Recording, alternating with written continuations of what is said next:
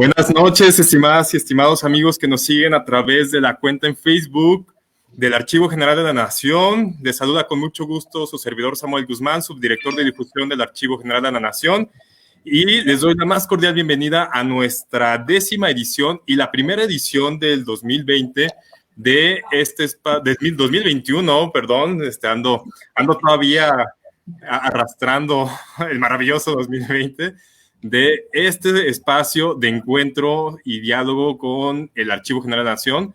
Nos da muchísimo gusto, estamos con un ambiente festivo todavía. Déjenles platico que ayer, 27 de enero, fue el Día Internacional del Conservador Restaurador, y con el propósito de continuar las actividades de conmemoración de esta magnífica fecha, que es muy simbólica para el Archivo General de la Nación, porque dentro del Archivo General de la Nación se realiza un trabajo muy arduo para garantizar que los investigadores y las investigadoras puedan tener acceso al patrimonio documental de la nación. Es un proceso detrás de bambalinas que hoy tenemos a las expertas en eso y que en un momento más se las voy a presentar.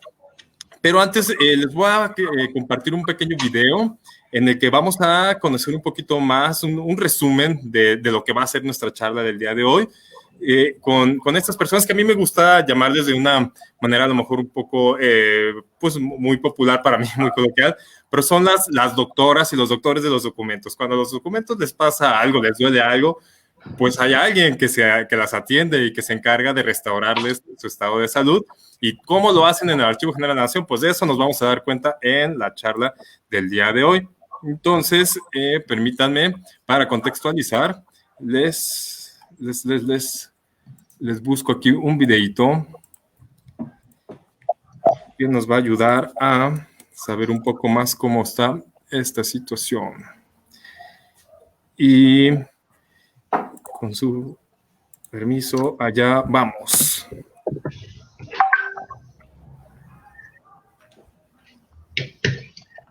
Primero, se hace un diagnóstico general del grupo documental para definir el grado de deterioro del mismo.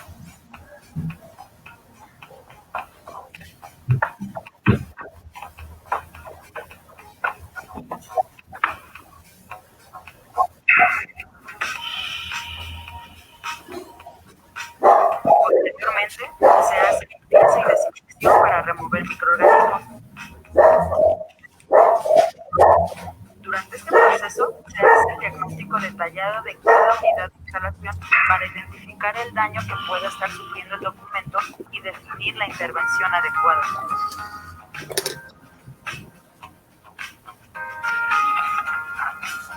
Los daños más comunes que pueden presentarse son roturas y dobleces por manipulación y almacenamiento, manchas, mutilaciones, deformaciones, pérdida de elementos de la encuadernación, fracturas de las costuras durante la consulta y la digitalización. Los restauradores trabajan con bisturís, espátulas italianas, plegadores de hueso y teflón, pinzas de relojero, prensas, microscopio, papel japonés, almidón de trigo, gelatina fotográfica e hisopos. Según el tipo de daño, la intervención del documento puede ser colocación de refuerzos en roturas, colocación de injertos en faltantes, colocación de laminado, reintegración cromática.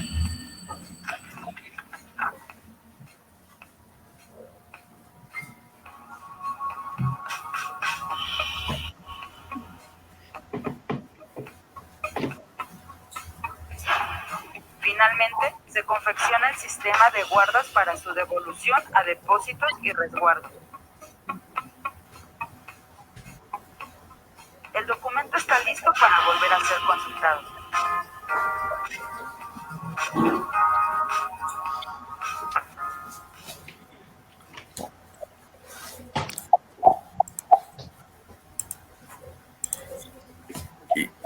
¿Qué tal? Y ahí está ya reluciente y radiante el documento. Y este es un proceso que se hace rutinariamente y una y otra vez. Y de eso nos van a platicar nuestras invitadas de honor el día de hoy.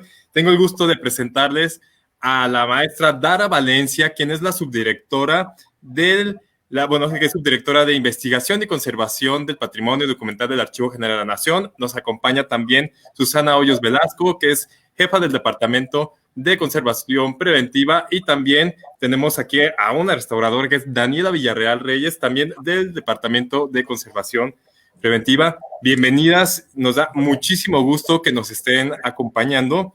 Y bueno, pues ya cumplido el protocolo de introducción, pues me gustaría preguntarles si que cada una de ustedes nos pudiera compartir su perspectiva, su visión de qué es la restauración y cómo surge la restauración. Si podemos comenzar contigo, Dara, por favor.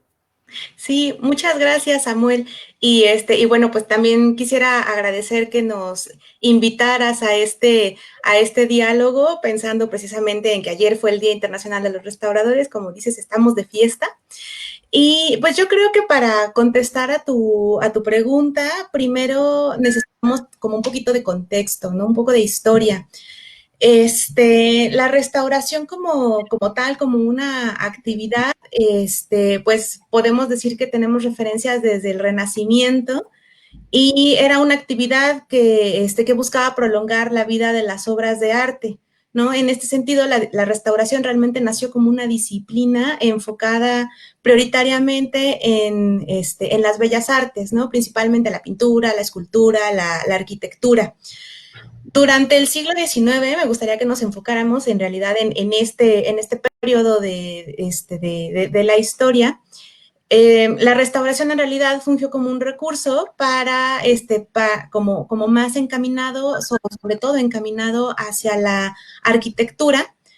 Era en una búsqueda de prolongar la vida de los monumentos, y poco a poco se fue degenerando en prácticas de falsificación, ¿no? En este periodo existieron tres principales corrientes en la restauración, y bueno, de estas que nosotras hemos estado platicando y que decidimos cómo rescatar, se han desprendido ideologías que aún continúan vigentes, ¿no? Todavía en nuestros días. Entonces yo les voy a platicar de una de ellas, que es la restauración estilística, cuyo máximo exponente fue Eugène Viollet-le-Duc, que era un arquitecto francés que vivió entre 1814 y 1879. En realidad, él era un funcionario francés, ocupó el puesto de subinspector del Consejo de Construcciones Civiles, igual en 1838, y actualmente se le recuerda mucho por la icónica reconstrucción de la famosa Catedral de Notre Dame y de su aguja, ¿no? Que también recientemente fallecida, ¿no? Ahí incinerada la aguja, y la ciudad amurallada de Carcassonne en Francia. En 1840 se le confiaron varios trabajos de restauración, y entonces con esto inició su larga carrera de investigación y de intervenciones en edificaciones medievales. Para Viollet-le-Duc, la arquitectura debía investigarse de manera exhaustiva y razonada con un rigor científico, ¿no? Inicialmente esta era su idea, abarcando tanto las técnicas constructivas como las formas y funciones de las estructuras, los materiales empleados, ¿no? Pero con el paso del tiempo, el método de Viollet-le-Duc se fue encaminando hacia la búsqueda de una pureza del estilo, y como que idealizó muchísimo las formas de la arquitectura, generó esta ideología que originalmente era un poco más purista, la volvió platónica, y esto lo llevó a realizar reconstrucciones, y no solamente reconstrucciones, sino incluso derribar elementos de los edificios, de los monumentos que él consideraba que rompían con esta pureza de los estilos, y hacía las reconstrucciones basadas en la perfección arquetípica de cada época del medievo. Estas obviamente han sido severamente juzgadas con el tiempo, y los seguidores en cambio las han emulado y han replicado esta ideología. Bueno, finalmente, ya en los últimos años de su vida, Viollet-le-Duc alteró partes originales que consideraba menos valiosas o defectuosas en algunos de los monumentos, y ya digamos que con esto llegó al culmen de lo que era su ideología de la restauración estilística. Paradójicamente, considerando que fue muy controversial todo su proceso en el que él llevó la restauración, porque incidió en muchísimos falsos históricos, se le ha dado el reconocimiento del padre de la restauración. Y en 2011, precisamente fue cuando se instala el 27 de enero, que es el día de su nacimiento, como el Día Internacional del Restaurador. Excelente, muchísimas gracias, Dara. Bueno, nos has ilustrado con un dato que al menos tu servidor desconocía de cuál es el origen de por qué la efeméride corresponde con el 27 de enero. Muchísimas gracias. Y por favor, Susana, ¿nos puedes seguir platicando respecto a los orígenes de la restauración? Claro, muchas gracias, Samuel. Buenas tardes a todos.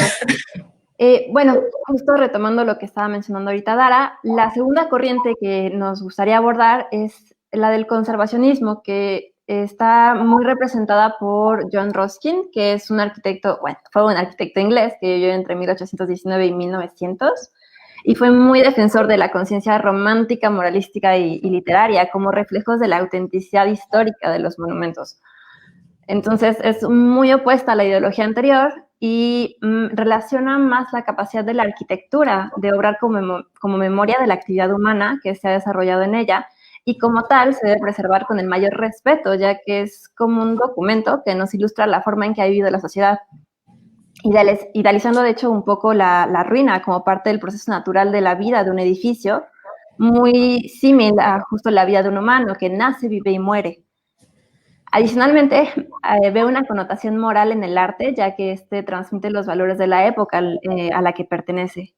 Entonces, un poco por lo anterior, condena la restauración en general como un falso histórico, y para él es preferible que es preferible una intervención sincera, que sea apreciable a la vista y como evidente, que ponga de facto la fraudulenta que ponga de facto la fraudulenta reconstrucción del edificio y que altera el carácter de autenticidad como un documento histórico.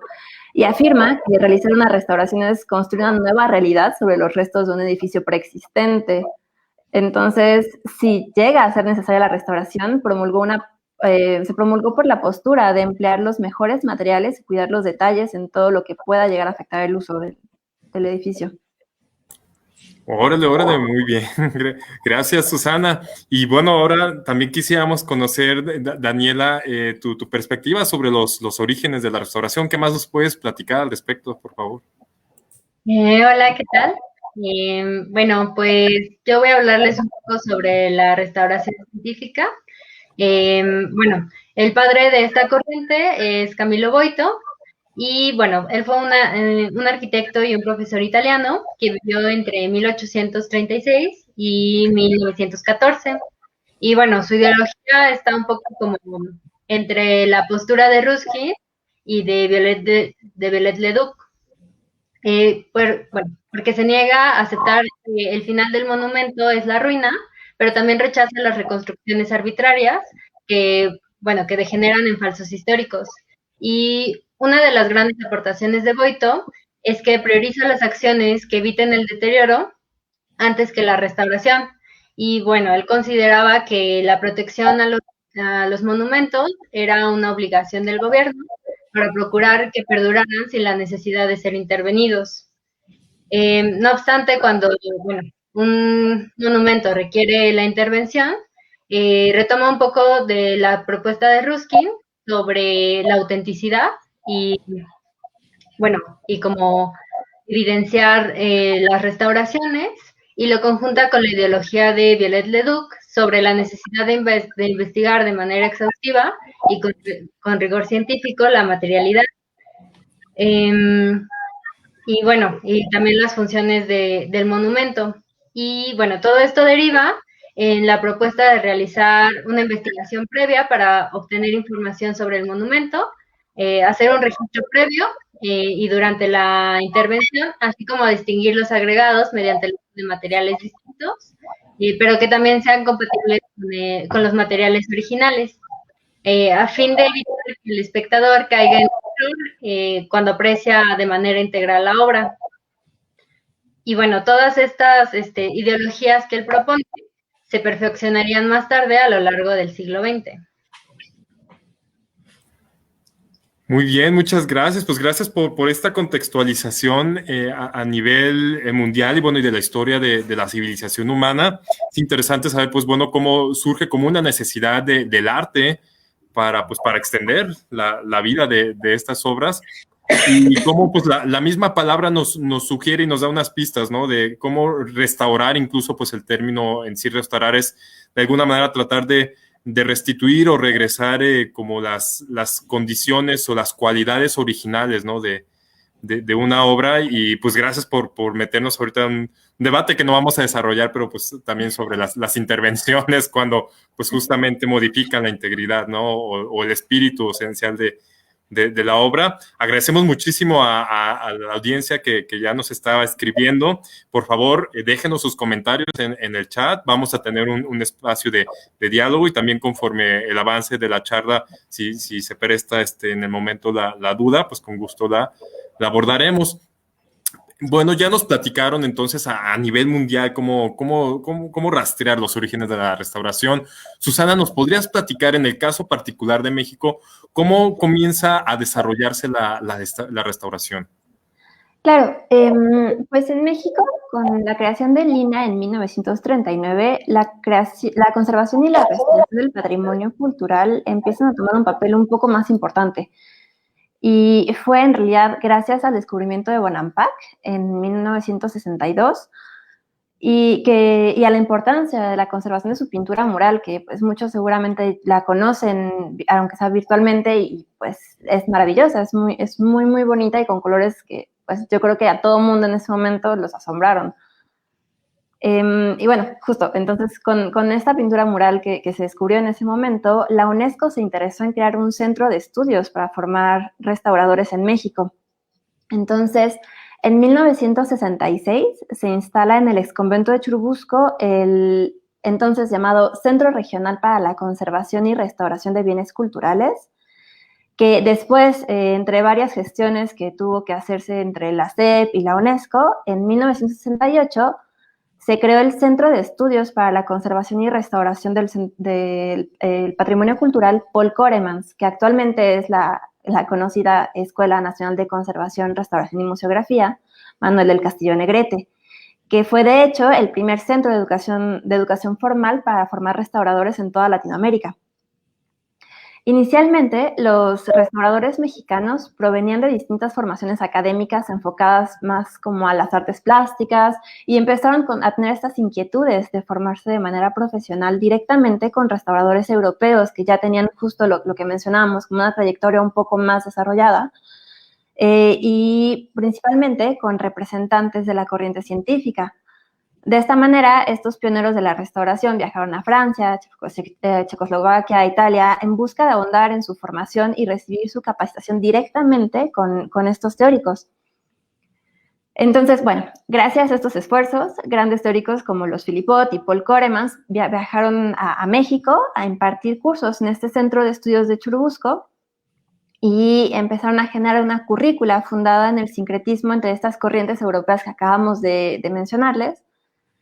Y bueno, ahí empezó a haber mucho diálogo entre los pioneros mexicanos de la restauración, estos teóricos que venían de Europa.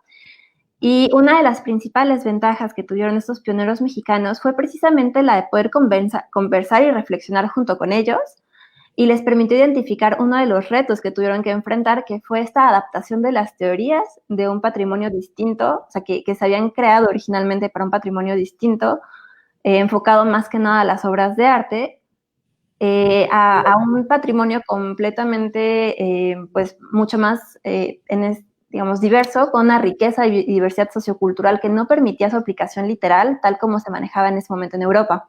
Es decir, el contexto social y antropológico de uso y disfrute del patrimonio y de las tradiciones mexicanas, que en muchos casos permanecen vivos hasta nuestros días, tuvo una repercusión directa y revolucionó la visión de la restauración a nivel mundial, así como en el propio entendimiento, apropiación y protección del patrimonio cultural, más allá de los valores estéticos y artísticos propios de las obras de arte.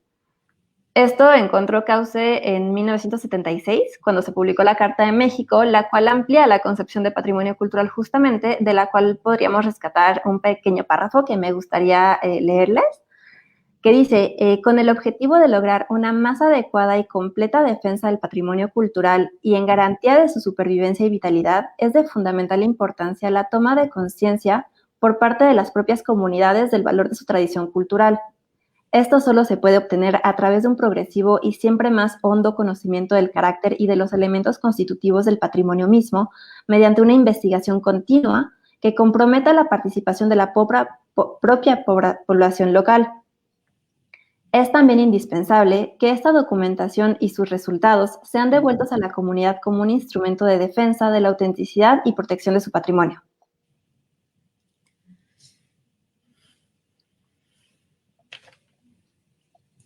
Muchas gracias. Me permití, bueno, mientras dabas lectura, proyectar un extracto justamente que estabas leyendo de la Carta de México, que qué bonito manifiesto, la verdad. Y ahora, ¿cómo podemos entender la restauración, Dara? ¿Nos podrías aportar algunas pistas para comprender mejor la restauración? Sí, claro. Pues mira, existen muchas definiciones de la profesión que provienen de distintas organizaciones a nivel nacional, a nivel internacional. Depende también de mucho de si son corrientes americanas, si son corrientes europeas. Personalmente, la que más me ha gustado es la que generó el Centro Internacional de Estudios para la Conservación y la Restauración de Bienes Culturales, también conocido como el ICRO, que es una organización intergubernamental que trabaja al servicio de sus Estados miembros para promover la conservación de todas las formas de patrimonio cultural en todas las regiones del mundo, ¿no? De hecho, existe una facción que es exclusiva de América Latina. Y su funcionamiento se ajusta al espíritu de la Declaración Universal de la UNESCO sobre la diversidad cultural, ¿no? En este centro generó una definición que te digo que es como la que más me gusta, es la que muchos adoptamos como definición oficial, que dice así, la voy a leer. Todas aquellas acciones aplicadas de manera directa a un bien individual y estable, que tengan como objetivo facilitar su apreciación, comprensión y uso. Estas acciones solo se realizan cuando el bien ha perdido una parte de su significado o función a través de una alteración o un deterioro pasados. Se basan en el respeto del material original. En la mayoría de los casos, estas acciones modifican el aspecto del bien. Digamos que leído así puede sonar como tal vez muy estático, y a falta de contexto, la definición en realidad puede resultar pues tal vez un poco compleja de entender. Sin embargo, a mí me parece que es muy completa, y recoge de manera muy eficiente el quehacer del restaurador, ¿no? Entonces, justamente para poderles explicar por qué esto es lo que yo considero que es el quehacer del restaurador, pues voy a tratar de explicar, ¿no? La manera en la que lo podríamos interpretar. Bueno, como ya les estaba comentando Susana, en la actualidad la profesión de restauración en México es una mezcla de los criterios y principios rescatados por las corrientes de las que platicamos inicialmente. Y su aplicación se ha adaptado hacia el patrimonio cultural del país, ¿no? A partir de diversas aproximaciones que permiten el conocimiento del bien a restaurar y el reconocimiento de sus valores como parte de un contexto social y cultural dentro de una sociedad que demanda su uso y disfrute, ¿no? O sea, más allá solamente de estos valores que podrían ser como muy evidentes, existen estos otros valores que hay que analizar y hay que descubrir por medio de esta conversación que tengamos con el propio objeto. Entonces, el análisis del bien a restaurar se tiene que hacer en realidad desde muchas ópticas para llegar a esta comprensión integral. Por un lado, podemos hacer el análisis desde la materia, entendiendo a nivel físico y químico los componentes del bien, las interacciones que han permitido que lo podamos percibir de la manera en la que ha llegado a nuestros días y las transformaciones que ha sufrido a lo largo del tiempo. Todo esto a nivel material.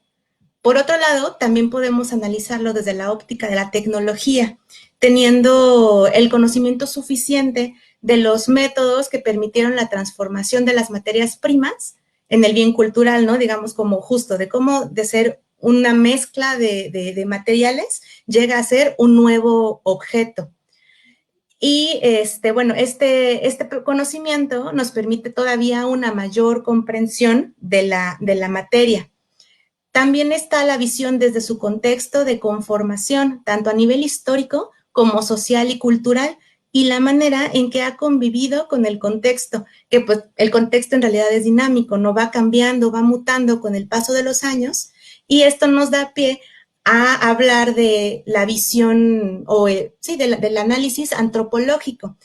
Es decir, además de conocer cómo se transformó físicamente, también es necesario entender cómo ha interactuado con la sociedad en distintos momentos de la historia, cuál ha sido su uso y función durante cada uno de estos momentos y la manera en la que su percepción y valoración se ha modificado en la psique del individuo o incluso de toda una sociedad, de una comunidad que es la que consume este documento, ¿no? O este objeto. Digamos, el objeto no es estático en sí mismo porque también adopta distintas personalidades dependiendo del momento histórico en el que está.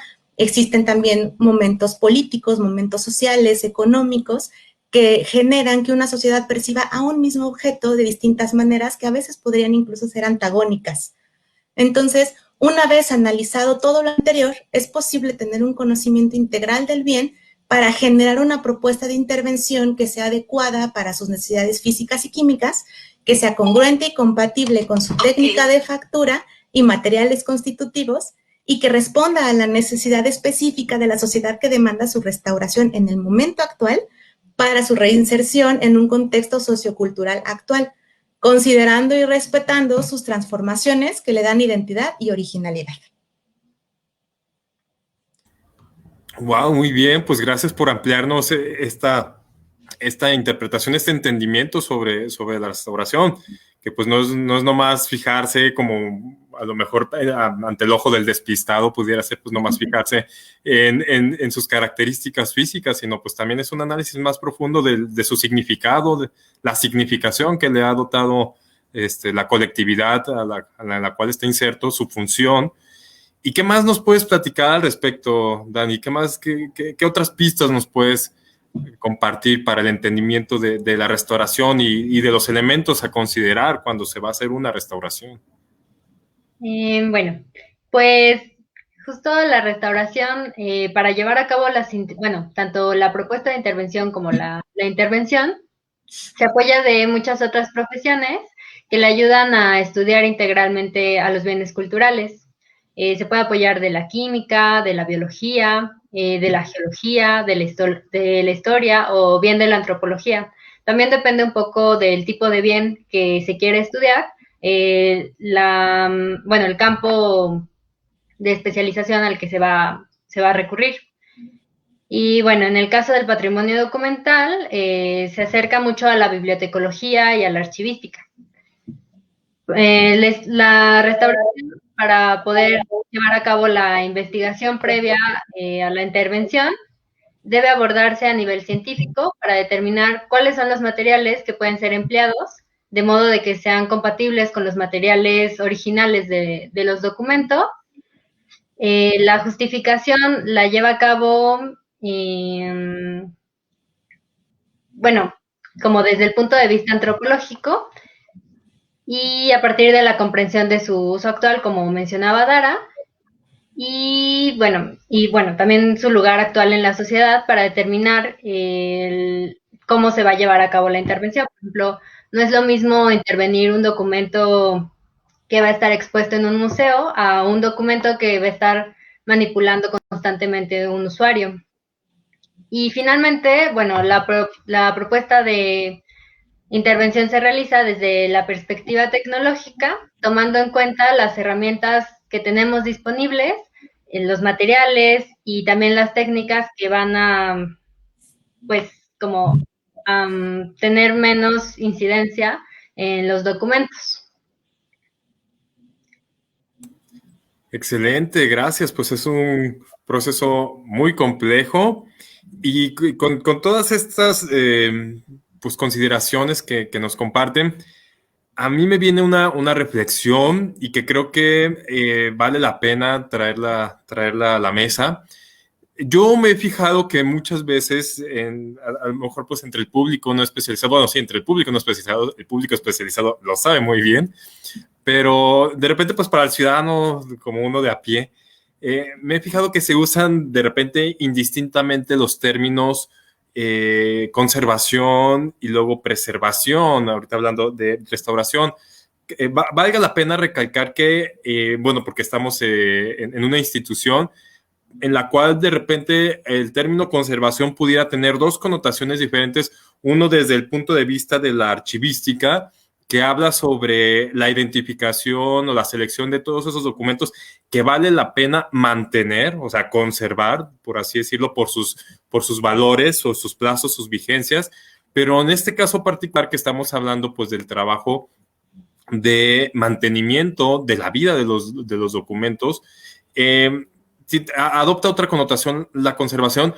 pero luego también indistintamente se llega a utilizar el término de preservación y pues bueno, estamos cayendo en cuenta que no es lo mismo, o sea, pareciera, pero a lo mejor pudieran apuntar hacia los mismos fines, pero no es lo mismo y me gustaría si pues me platican un poquito más, bueno, nos platican y nos ayudan a poder comprender estas que pudieran ser a lo mejor muy finas diferencias entre el uso de un término y otro, y pues para eso me gustaría pues, que si podemos recurrir a iniciar contigo, Susana, ¿qué nos puedes platicar para entender bien el correcto uso de estos términos? Pues mira, para empezar, creo que sí me gustaría precisar que incluso dentro de los mismos, digamos, dentro del mismo campo de la restauración, el uso de los términos hemos identificado que varía en función digamos, del país en el que se emplea. Justamente, tanto conservación como preservación no son conceptos estáticos y universales que tengan una definición tajante.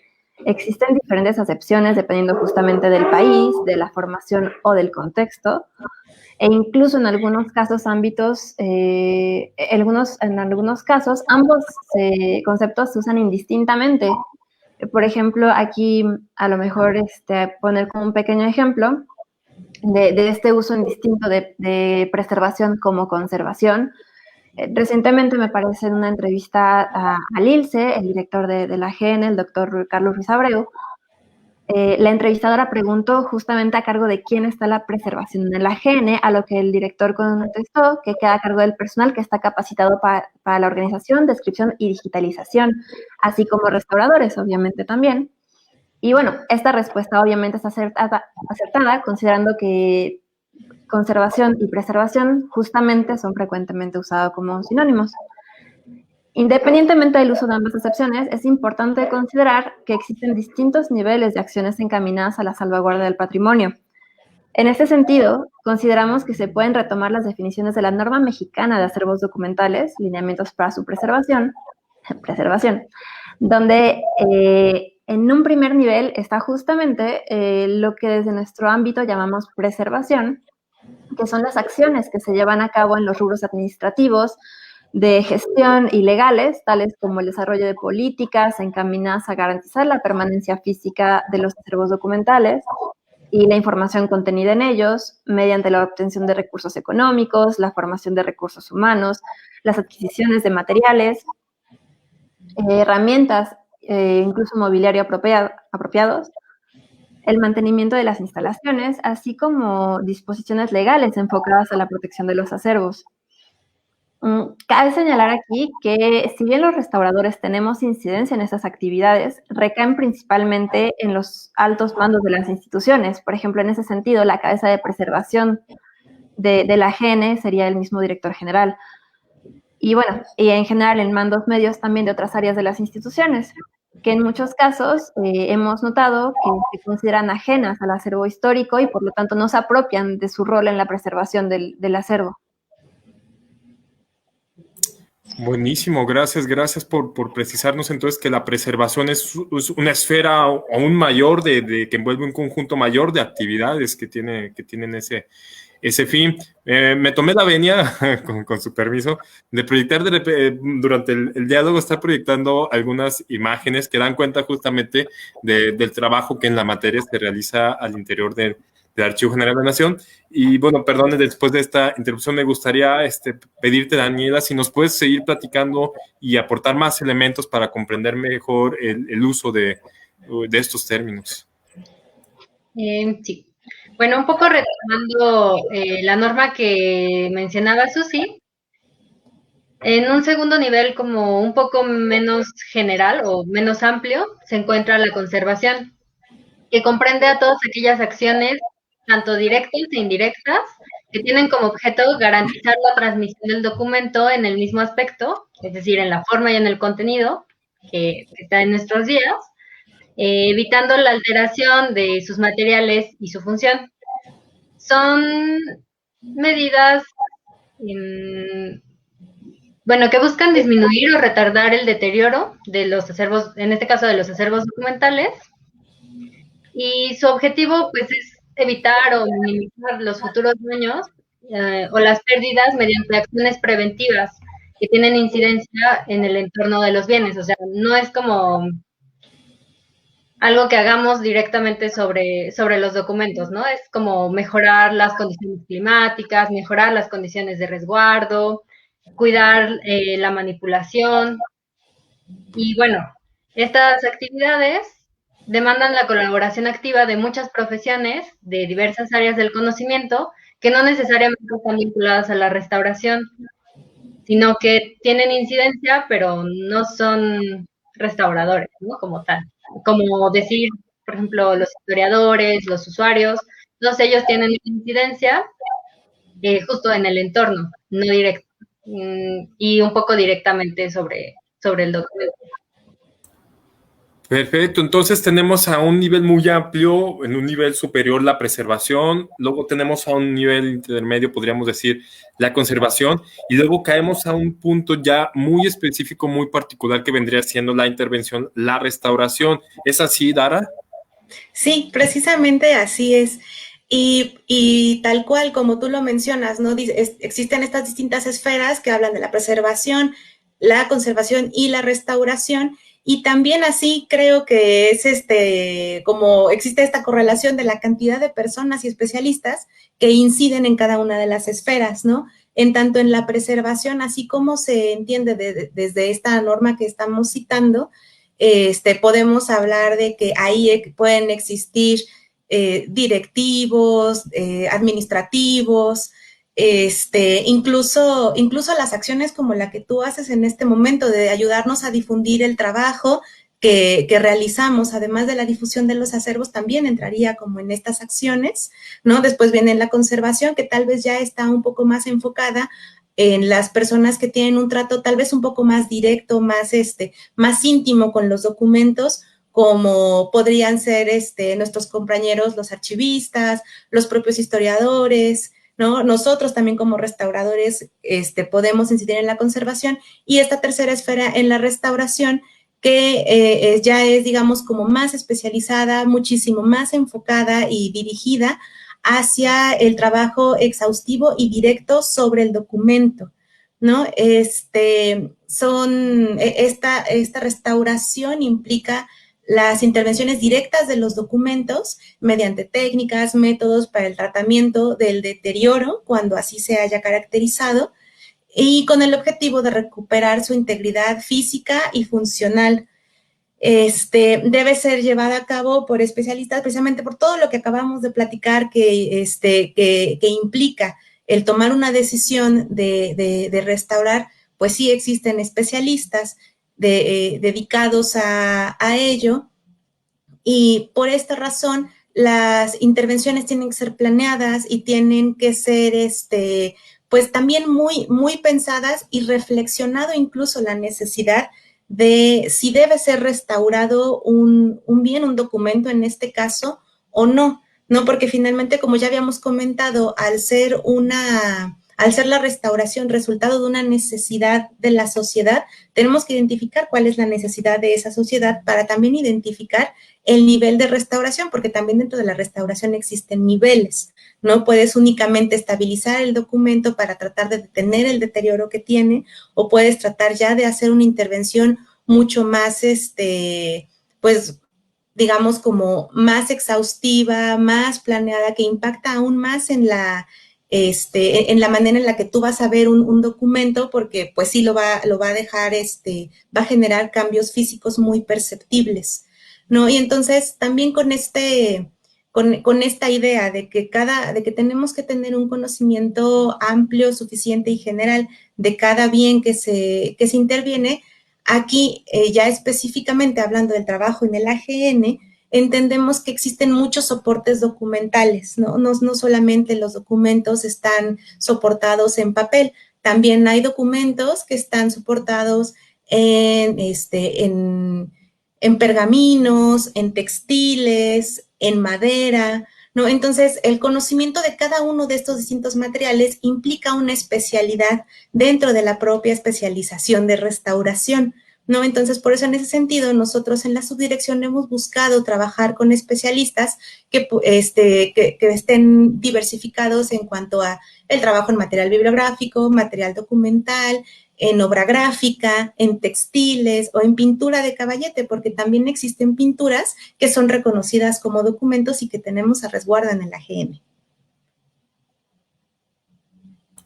Vale, pues muchísimas gracias. Creo que ya con esto todos podremos tener un mejor nivel de comprensión y de dominio a detalle sobre estos diferentes niveles que intervienen pues, en el mantenimiento de los bienes. Y perdónenme, voy a hacer de repente un paréntesis, pero no quisiera dejar pasar la oportunidad para traer a colación y reflexionar sobre algo que han insistido y que creo que se presta un poquito la coyuntura para poder ejemplificar. Han mencionado que la restauración también tiene que ir acompañada de una valoración, o bueno, más bien la valoración de si es necesario realmente intervenir el bien. Y a lo mejor ahorita pues me voy a meter en un tema muy, muy sensible. Tenemos uno de los monumentos arquitectónicos más representativos del país, que es el Ángel de Independencia, y que de repente muchas voces un poquito muy controversiales y críticas se atrevieron a alzar la mano y decir, no debería ser restaurado en sus términos originales tal vez, porque incluso debería adquirir otro valor. Estoy poniendo a lo mejor un ejemplo ahorita muy radical, muy exagerado, pero creo que eso nos permitiría pues también poner en consideración si siempre que la restauración pues también tiene que ir acompañado de esta valoración, ¿no? De cómo va a lo mejor cambiando la significación y qué nueva función se les está dando. Bueno, yo me atreví ahorita ya a poner a colación un ejemplo pues arquitectónico. Y me gustaría, pues, Daniela, si nos puedes ayudar a seguir enriqueciendo para saber en qué otros ámbitos de la actividad humana se hace presente la restauración y qué tipo de profesionales participan en estas actividades.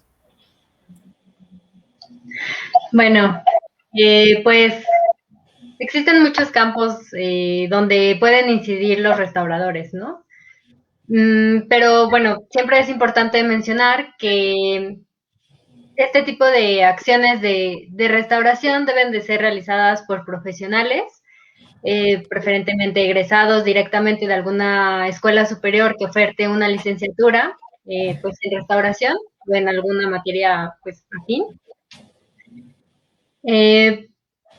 Pero pues también, como lo hemos ido mencionando, la restauración tiene un proceso previo de análisis, como también mencionabas tú, Samuel. Y aquí es donde colabora con muchas otras, pues con muchas otros campos del saber, ¿no? Y bueno, aquí la restauración funge un poco como una especie de moderador que va coordinando las investigaciones y a partir de su formación integral va extrayendo la información que le permite tomar las mejores decisiones técnicas, éticas y teóricas para, bueno, pues devolverle la función a los objetos.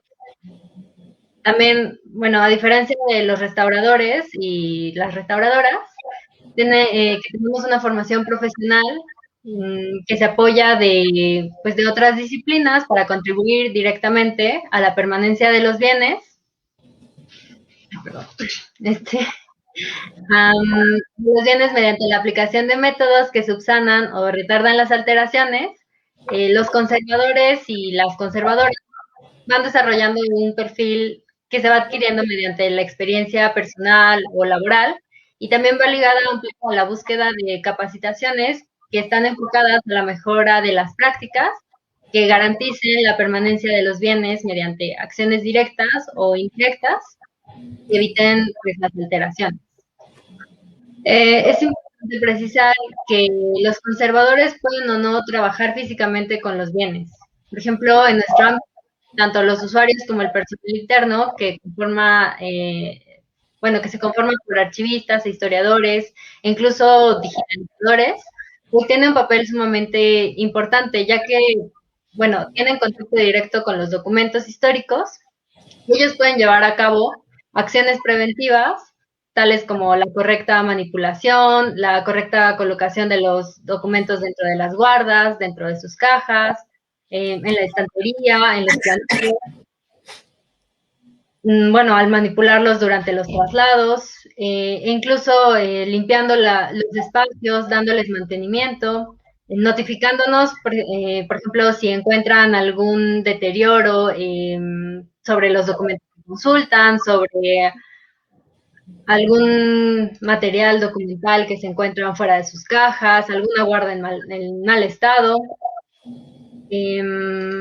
Pues también los vuelve un poco partícipes de nuestras actividades mediante el campo de la conservación.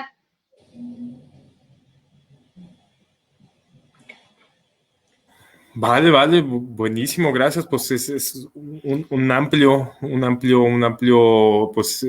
multidisciplinaridad, ¿no? De todas estas profesionales que inciden. Y ya que estamos, en las reflexiones y aprovechando, pues, que tenemos a las meras en la materia, a mí me gustaría aprovechar para que nos pudieran aportar algo que yo creo que va a ser muy valioso para todos los que estamos en este momento nutriéndonos de sus conocimientos, y es en el sentido de que, indudablemente todos manejamos documentos en la cotidianidad, y algunos de ellos pues se revisten de un valor mayor, ya que son pues nuestros documentos personales que tienen diferentes fines, ya sean desde los documentos que nos dan identidad, los documentos que acreditan el cumplimiento de obligaciones legales o la adquisición de algún tipo de derecho, los documentos que forman parte de nuestra memoria, como son nuestras fotografías.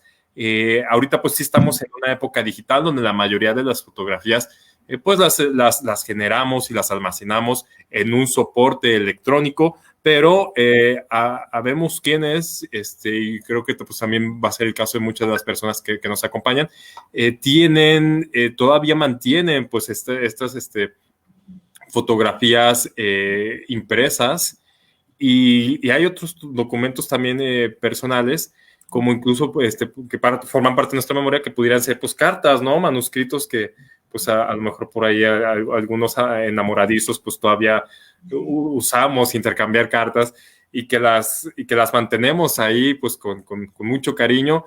Entonces, ¿qué recomendaciones nos podrían dar para que nosotros pudiéramos extender lo más posible la vida de estos documentos que forman parte de nuestro archivo personal, y que pues sin duda nos gustaría mantenerlos los más íntegro posibles?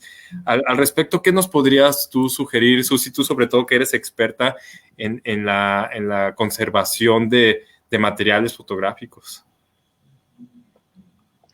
Pues justamente sí es un tema que ha surgido mucho, sobre todo ahorita en la pandemia. Me ha tocado muchos casos de personas que me han escrito para preguntarme sobre qué pueden hacer a lo mejor con un álbum de fotos de sus papás, de cuando se acaban de casar, o que encontraron unas cartas en sus casas. Y ya sabes, ahorita justamente con este encierro que estamos teniendo, mucha gente está pues entrando a ver qué tiene ya un poco más de lleno, qué documentos tiene, y está encontrando muchas cosas.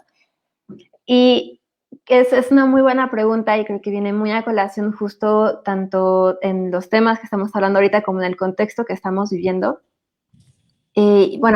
A mí aquí me gustaría retomar un poquito justamente, antes que nada, esta diferencia entre la restauración y la conservación que hablábamos antes, porque, pues, personalmente y como restauradora, justamente yo no recomendaría que se llevaran a cabo en casa acciones de intervención, que buscaran subsanar alguna alteración, que pongan cintas adhesivas, o que vayan a encapsular o enmicar documentos, por ejemplo, o que vayan a reencuadernar pues los libros sin realmente tener un conocimiento del material o del tipo de encuadernación que tienen, por ejemplo, porque aquí estaríamos corriendo el riesgo de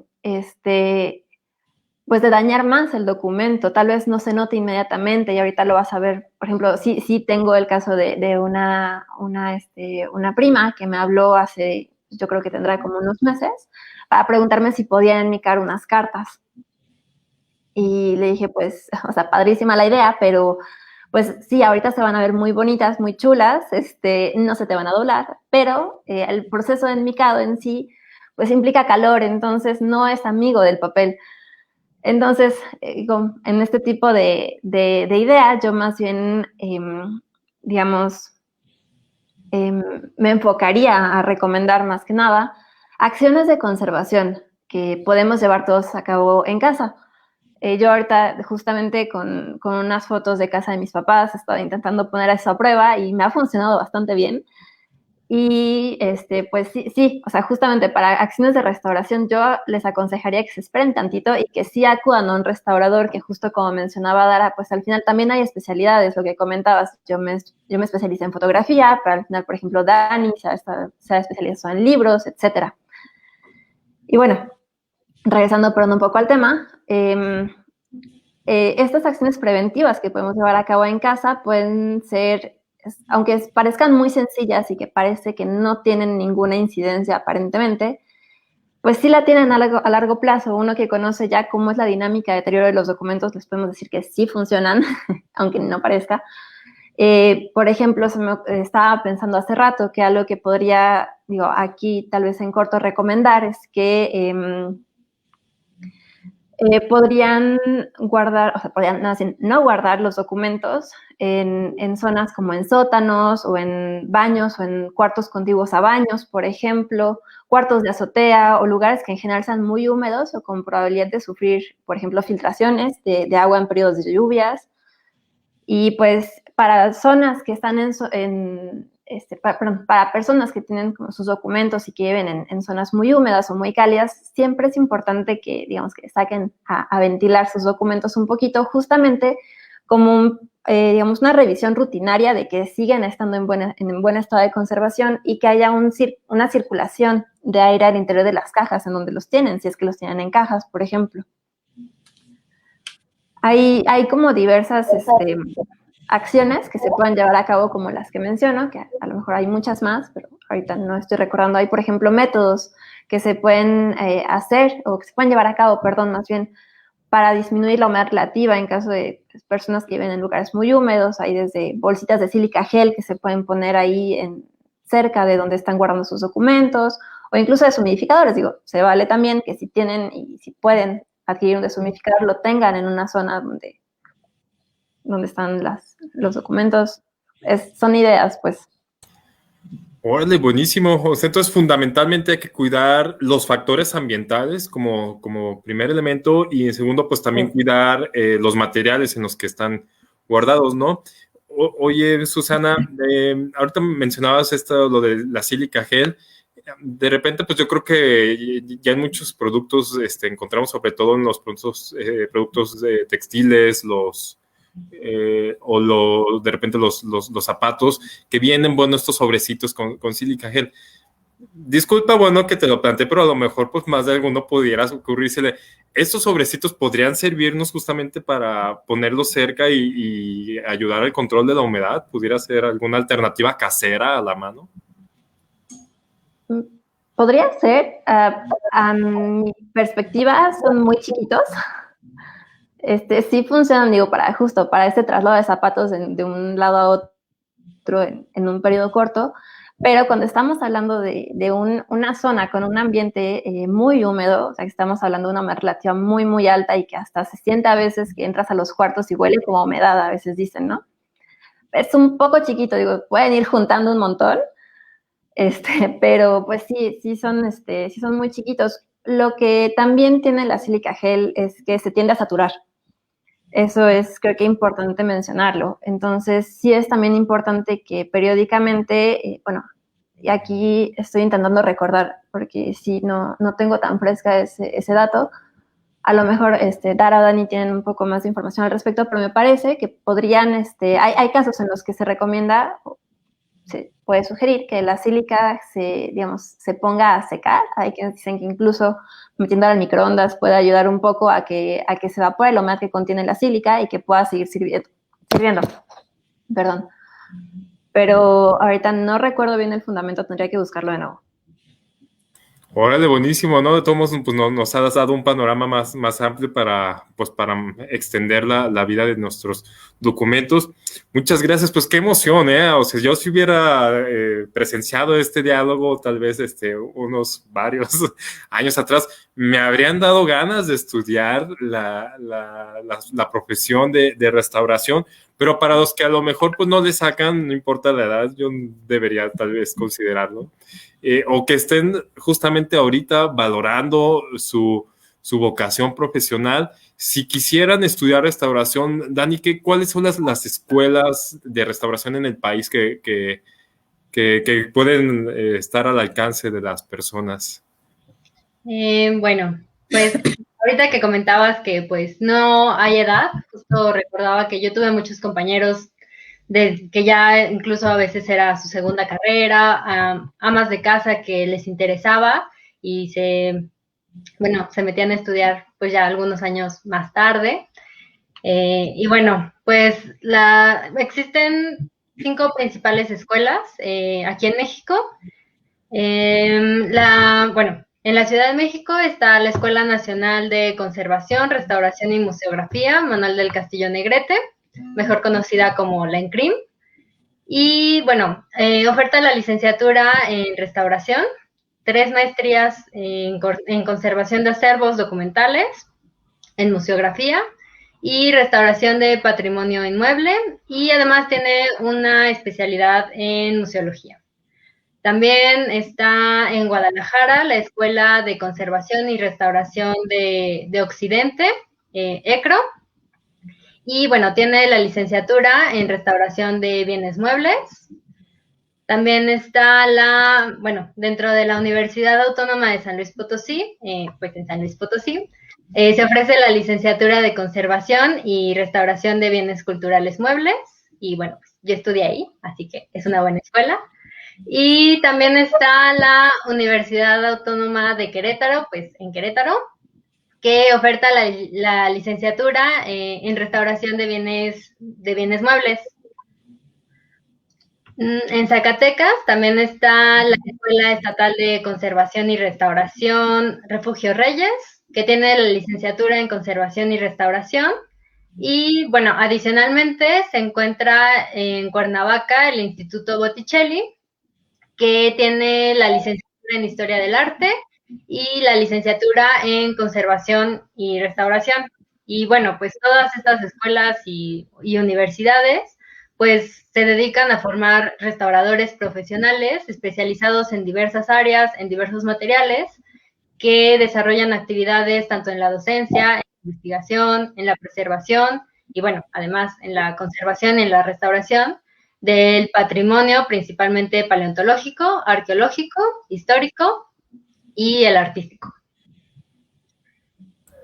Excelente, muchas gracias. Bueno, pues por oferta académica no queda, entonces hay muy buenas opciones. Muchas gracias, anímense, animémonos, animémonos, ¿verdad? Y bueno, pues lo prometido es deuda. Vamos a aprovechar unos momentitos que nos quedan de la transmisión para poder atender algunos comentarios que, bueno, a lo largo de la transmisión por ahí ya me permití estar mostrando algunos de ellos. Muchos saludos, gracias pues a todos los que nos están sintonizando desde diversos estados del país. Sí, desde Oaxaca, desde Puebla. Oaxaca, qué emoción que hay mucha audiencia desde Oaxaca. Aquí tenemos para la maestra Dara un saludo muy especial. Muchas gracias. Por parte de Carmen Lerma. Muchas gracias por las felicitaciones de Enrique Lira. ¿Qué tal? Más de atención constante y fructífera. Pues un saludo a los colegas restauradores del Archivo Histórico de la Universidad Nacional Autónoma de México. Muy bien, pues muchas gracias por todas estas muestras de cariño para estos profesionales, estos héroes anónimos, porque pues sí, uno acude muy feliz a consultar sus documentos, pero no se da cuenta de quiénes son los que están allá atrás haciendo toda esta talachita para asegurar que ahí estén los documentos. ¿Podrían compartir algún ejemplo concreto de cómo usaron todo el contexto para la restauración de algún documento o pieza y cómo su investigación previa impactó su trabajo? Sandra, bueno, sí, es un tema que nos llevaría muchísimo tiempo, pero te podemos sugerir que te des una vueltita, porfa, por el canal de YouTube del Archivo General de la Nación o incluso en la página de Facebook. Por ahí justamente ayer dentro del marco de actividades para la conmemoración del Día del Restaurador, subimos un video de un ejemplo de cómo se utilizó toda esta metodología y que nos permite pues ilustrar el trabajo aplicado a los carteles de cine mexicano de, ¿cómo se llama? De IMCINE. De IMCINE, y esa asamblea de qué? De ciudades. Asamblea de ciudades. Entonces, es un video donde pues en sitio podemos observar qué hallazgos tuvieron y también un poco de los resultados. Entonces, y con gusto, bueno, esperemos poder contar con otra edición donde, pues a lo mejor ya en un estudio de caso particular podamos dedicar y establecer la charla en torno a este caso. Dice Jesús Mendoza, ¿qué ventajas tiene después de restaurar un documento muy antiguo? ¿Se lleva a cabo su digitalización? ¿Puedo? Por favor. Ok, pues mira, en realidad hay muchas ventajas de la digitalización. También la digitalización creo que es un tema un poco álgido y controvertido, porque precisamente el documento pues tiene esta funcionalidad. Digo, volvemos a, nosotras somos como muy antropológicas, ¿no? Respetamos también mucho esta intencionalidad de para qué sirven las cosas. Entonces, un documento pues realmente sirve para ser consultado, ¿no? Y además también parte de nuestros derechos, ¿no? Tal vez ya como muy político, pero nuestros derechos como ciudadanos es justo tener este acceso a la información, ¿no? Entonces, por un lado, la digitalización nos puede ayudar, sí, a conservar para evitar una manipulación tal vez excesiva de un documento que ya no esté en posibilidades, ¿no? De ser rescatado, que tengamos que cuidarlo tal vez un poquito más precisamente porque está muy frágil. Y podamos tal vez no restringir su consulta, pero sí controlarla un poco más, ¿no?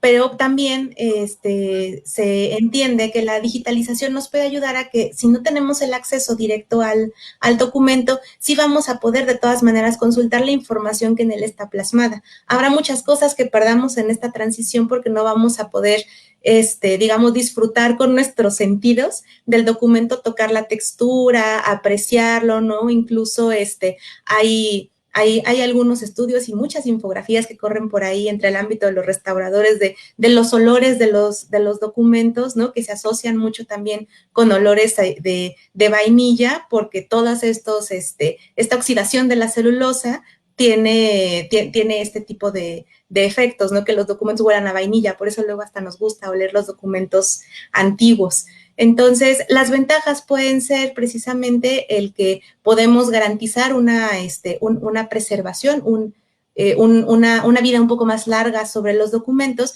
pero también tendríamos que valorar que el hecho de que un documento no se consulte físicamente también lo puede llevar al documento en sí mismo al olvido, ¿no? O sea, finalmente existe una premisa muy conocida entre el gremio que dice lo que no se ve no se conserva. Entonces, si no vemos el documento, realmente no estamos conservándolo, únicamente estamos, digamos, como haciendo uso de él, ¿no? Así como muy trágicamente, estamos usándolo por su información, pero no lo estamos en realidad valorando como objeto, como patrimonio, porque no lo estamos conservando, ¿no? Entonces, pues esa sería mi opinión al respecto. Excelente, muchas gracias. Continuamos con Mari Nava. ¿Qué instituciones existen que apoyen la labor de restauración en los archivos que no cuentan con un presupuesto para para ello. ¿Saben ustedes de eso? Y aquí también me surgió una duda. Si de repente algún particular se acercara al Archivo General de la Nación buscando apoyo, ¿existe algún tipo de mecanismo de cooperación o algo? Sí, mira, de hecho, depende también mucho del particular, ¿no? O sea, si se trata de de una institución, si se trata de un individuo, si viene con una colección, si viene con un documento. Hay muchos medios de colaboración, se puede hacer a partir de convenios.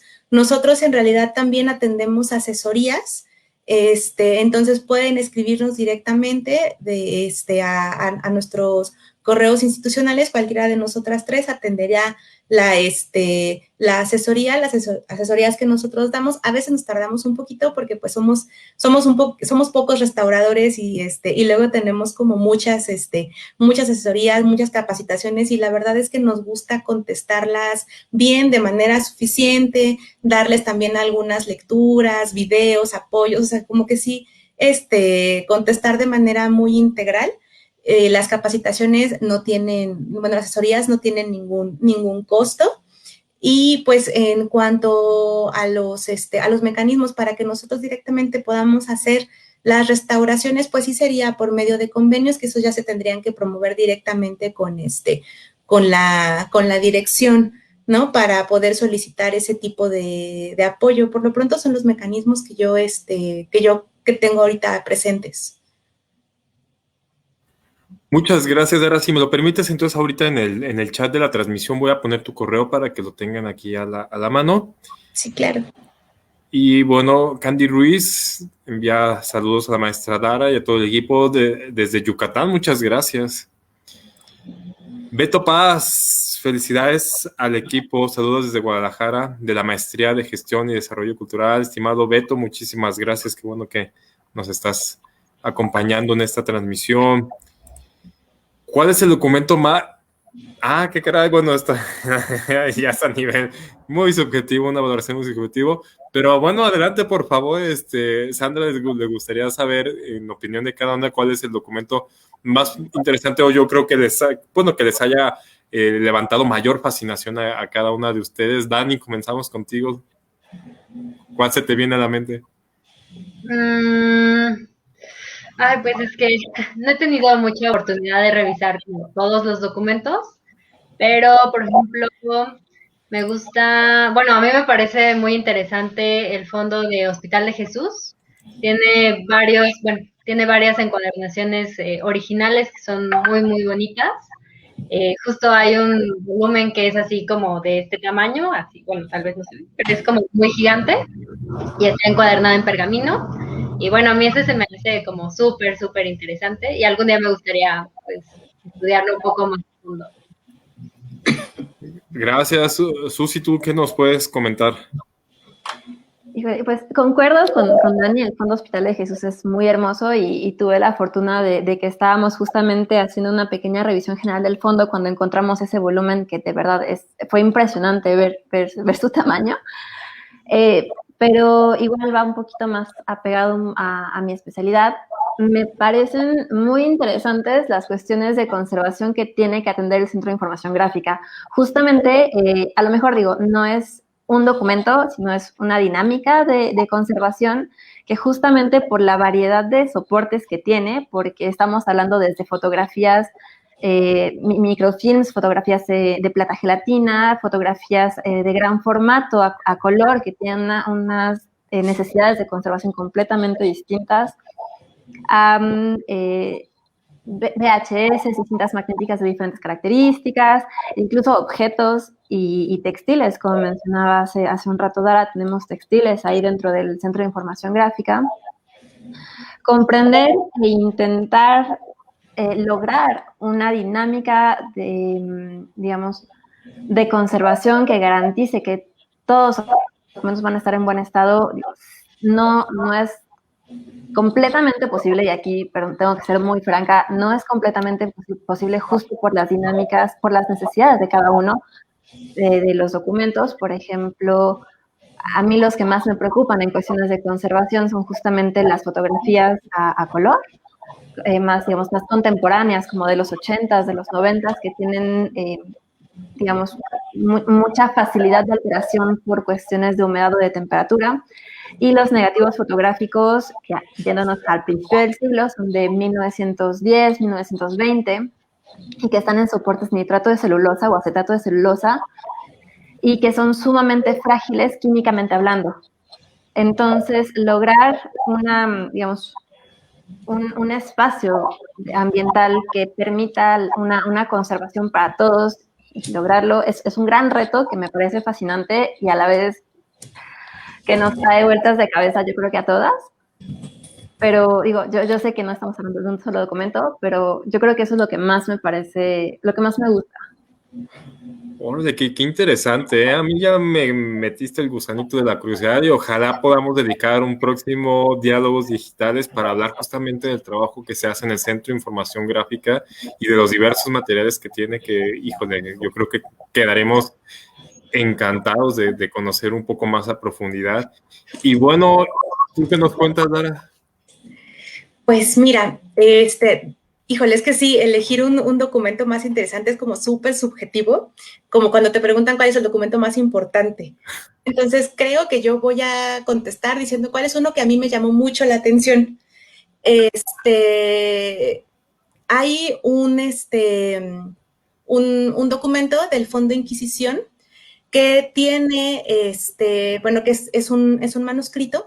Los que saben un poquito sobre el tema sabrán que los documentos antes y hasta entrado todavía el siglo XX se utilizaban tintas ferrogálicas, ¿no? Que son hechas a partir de hierro y de, bueno, dependiendo de la receta, si es una tinta un poquito como más negrita, más clarita, ¿no? Y tal.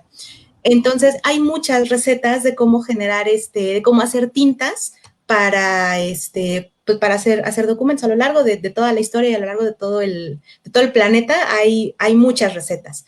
Este documento en particular del Fondo de Inquisición tiene una receta de cómo hacer tintas a base de chocolate. Y se supone que ese documento está escrito con empleando esa fórmula de la receta de tinta de chocolate. Eso se me hace muy interesante. No, pues vaya que sí, es muy interesante. Buenísimo, muchas gracias. Bueno, continuamos, Nena. Hola, Nena. Presente Abraham desde Nacional Financiera. Buenas noches, gracias por acompañarnos. Anabel, un saludote, muchas gracias. Saludos hasta Benito Juárez, Quintana Roo. Derly, súper interesante, muchas gracias. No, pues gracias a ti también por estarnos acompañando. Aquí está de nuevo Marinaba. Los restauradores deben de contar con ciertas aptitudes. Eso es una labor de mucha paciencia, delicada y de suma importancia, pues se llegan a restaurar originales que ya no hay manera de recuperar si se echan a perder. Híjole, y de que sepan trabajar pues bajo esa presión, ¿no? También ya me las imagino sudando la gota gorda cuando tienen entre sus manos un documento que dicen, híjole, pues sí, muy acertado tu comentario. Ken Ward dice, bueno, aquí pone abre un debate respecto al uso de guantes para la manipulación de los documentos en su consulta, que hay, bueno, amplia bibliografía que muestran que es mayor el daño. Bueno, a reserva de lo que nos puedan platicar ahorita aquí las expertas, yo de entrada tengo conocimiento que también el uso de guante es un elemento, un equipo de protección de dos vías, bueno, mutuo, tanto por un lado para el documento como para el propio investigador, porque uno se está exponiendo a estar manipulando documentos pues que tienen siglos y que durante esos siglos, bueno, pues los documentos son entes vivos, pues están hechos de materiales que tuvieron vida y por lo tanto pues son objeto de biodeterioro y por ahí incluso pues el doctor Carlos Ruiz Abreu, el director general de la AGN, ha platicado anécdotas de cómo le tocaba ver, le ha tocado ver investigadores que ya tenían las uñas llenas de hongos porque pues no usaban guantes, ¿no? Entonces, por un lado, bueno, yo en lo que tengo de conocimiento te podría mencionar que también es una vía de protección para el propio investigador cuando está manipulando. No sé si quisieran agregar algo más. Sí, pues precisamente creo que también es un debate, Ken, que aquí nosotros internamente en el mundo de la conservación lo tenemos, ¿no? Hay propios restauradores que están a favor, otros que están en contra. Yo creo que tiene mucho que ver también con el contexto en el que estemos hablando, con el tipo de materiales de los que estén hechos los guantes. No es lo mismo hablar de un guante de algodón, que de un guante de látex, que de un guante de nitrilo, o incluso de estos guantes antiderrapantes, que también he visto gente trabajando con guantes antiderrapantes, ¿no? Pero creo que sí, cuando menos en el caso del AGN, sí pedimos los guantes, y es precisamente por esto que comenta Samuel. Nosotros en el AGN, pues lamentablemente contamos con personal muy, muy limitado para poder atender los más de 40 kilómetros lineales del que consta nuestro acervo, ¿no? Entonces, en realidad, nosotros también preferimos proteger a nuestros usuarios porque sabemos que hay documentos y hay fondos completos que tienen ataques de microorganismos que, aunque no sean visibles a simple vista, existen, ¿no? Existen ahí los conidios, las esporas, que cuando nosotros los manipulamos directamente nos quedan en las manos. Y digo, hay veces que se nos pasa, ¿no? A todos se nos pasa, no nos lavamos las manos constantemente aún en esta nueva normalidad. Y pues nosotros somos los propios, digamos, como ya huéspedes de estos hongos. No solamente hay hongos, también hay bacterias y hay virus que se pueden alojar en los propios documentos. Entonces, nosotros en el AGN estamos muy conscientes de que aún nos falta mucho camino por delante en cuestiones de conservación preventiva para poder garantizar que todos los documentos estén limpios y desinfectados. Entonces, en nuestro caso, sí les pedimos, les sugerimos que utilicen estos guantes de nitrilo para que también se protejan a sí mismos. Los documentos también están muy sucios, entonces no solamente vas a ver investigadores, como comentaba el doctor, con sus hongos en las uñas, sino también con los dedos negros de polvo, porque pues por muchos años también los documentos no estuvieron resguardados en cajas, ¿no? Entonces hay muchos factores que también, al menos en el contexto del AGN, nos permiten a nosotros garantizar que el uso de guantes sí te protege, ¿no? En el caso de otras bibliotecas, tal vez en Europa, que tengan acervos más pequeños y que hayan podido generar proyectos o programas de conservación constantes y permanentes y puedan decir todos mis documentos están limpios, pues entonces ahí sí, tal vez tú tendrías que lavarte siempre las manos obligatoriamente para no ser tú el que ensucie el documento, ¿no? Excelente, gracias por Solo, perdón, si me lo sí, Susana. quisiera aquí puntualizar, un poquito nada más cerrando lo que mencionaba Dara. También nosotras, efectivamente, a raíz de estos debates que hemos tenido y de las discusiones que hemos tenido, no solamente entre nosotras, sino con otros, con otras áreas de la AGN, hemos abogado mucho, por ejemplo, por que se erradique el uso de guantes de látex, por ejemplo, que esos efectivamente es muy sabido que dañan por los propios componentes del látex que dañan el documento a largo plazo. Y bueno, obviamente también estamos abogando porque no se usen otro tipo de guantes que no son exclusivamente los de nitrilo, que son, digamos, químicamente más inertes que todos los demás. Perdón, también me gustaría agregar que también es muy importante que nos lavemos las manos, aunque tengamos guantes antes y después, justo porque pues puede llegar a traspasar algo o también pues por nuestra propia seguridad, ¿no? Entonces, lavarnos las manos siempre antes y después, y incluso cuando usamos guantes. Excelente, gracias. Bueno, pues ahí está, y entonces por lo pronto pues podemos concluir que al menos el material más amigable es el uso de guantes de nitrilo, ¿cierto? Así es. Excelente. Continuamos con tu tocaya, Susi Velasco Montiel.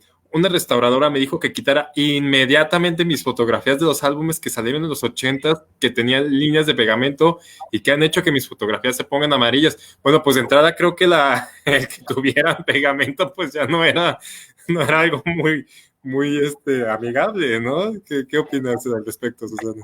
Pues sí, no era muy amigable y sin embargo fue una práctica muy, muy, muy común en los años 80 y 90 sobre todo, y creo que todavía hasta los principios de los 2000, si no me equivoco, que pues a nadie le decían como compre mi álbum que tiene cinta, que tiene líneas adhesivas para guardar sus fotos.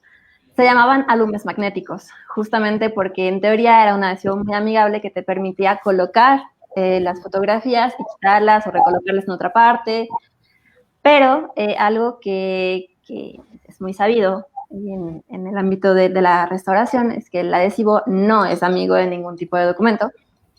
Y efectivamente he visto casos de fotos, tanto de plata gelatina en soportes de papel y de papel RC se llama, que es un papel un poco más contemporáneo, como de fotos a color, que están en este tipo de álbumes que no sé si los ubiquen, eran esos que estaban engargolados, que tenían un soporte de cartulina o de cartoncillo con muchas pequeñas líneas en horizontal y tenían además un plástico protector por encima. Entonces aquí tenemos un enemigo que llega por las dos vías, por el frente, por el plástico, que por supuesto que no es un plástico con calidad de conservación, que puede tener plastificantes, que pueden migrar a las fotografías o los documentos incluso que puedas tener ahí, porque mucha gente también es cierto que no lo usaba solo para fotos, lo usaba como álbum de recuerdos, tal cual, en el que ponían hasta el ticket de la entrada a Disneylandia.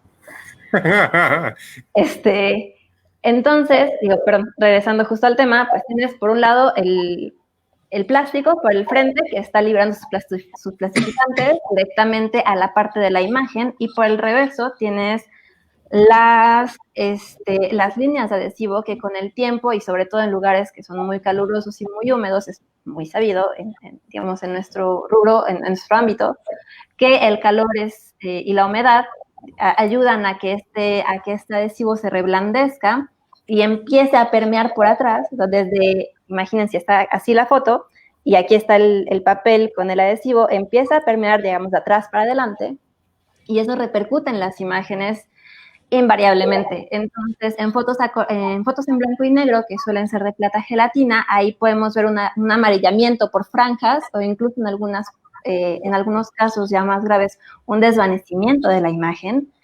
Y en fotos a color, ahí sí me ha tocado de primera mano ver totalmente el desvanecimiento por franjas y amarillamiento. Entonces, en unas partes parece que tienes el color integral y enseguida viene una franja en la que ya no se distinguen ni siquiera las formas, seguida de una franja a color, seguida de una franja en la que no se distingue nada.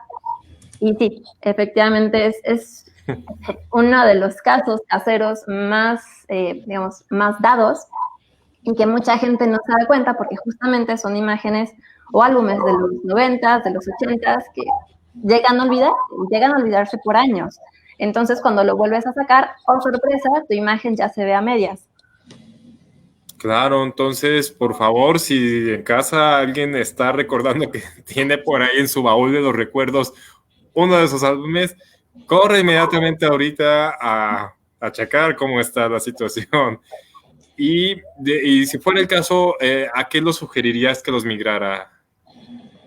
Pues ahí, híjole, para empezar, obviamente está el rescate de digital, en el que puedes digitalizar las páginas completas y guardar incluso así el orden de origen de la composición del álbum. En términos tangibles, yo lo que sí sugeriría sería que acudan con un restaurador de fotografías justamente para que evalúe la dificultad del caso, porque si bien hay fotos que se pueden despegar súper fácilmente y que casi con agarrarlas de la esquina ya se botaron de la hoja adhesiva, hay unas que puede estar el adhesivo tan penetrado y puede ser un adhesivo tan fuerte que si alguien intenta sacarlas directamente del álbum, digamos, con ayuda de lo que tenga en casa, puede terminar rompiendo la foto o delaminando la foto, es decir, quitándole capas del papel e incluso pudiendo llegar hasta la imagen. Y bueno, ya que resolvieron eso, se podría intentar resolver el nuevo resguardo con hojas de polipropileno que pueden conseguir en algunas papelerías, digamos, grandes como Lumen, o con proveedores de materiales para conservación. Y ahí a lo mejor, justamente pensando en que hay muchos álbumes fotográficos, hay incluso hojas con divisiones de tamaños estandarizados. Ok. ¿Qué opinan, por ejemplo, podría ser una alternativa, o bueno, no sé, la verdad desconozco de qué material, pero es muy común en las carpetas, ya ven estos pues, plásticos donde se meten las hojas. ¿Qué niveles de conservación ofrecen eso? O por el contrario, es enemigo y tendríamos que revalorar el uso de esos plásticos portahojas. Pues en realidad depende del material, o sea, sí hay al final hay de plásticos a plásticos.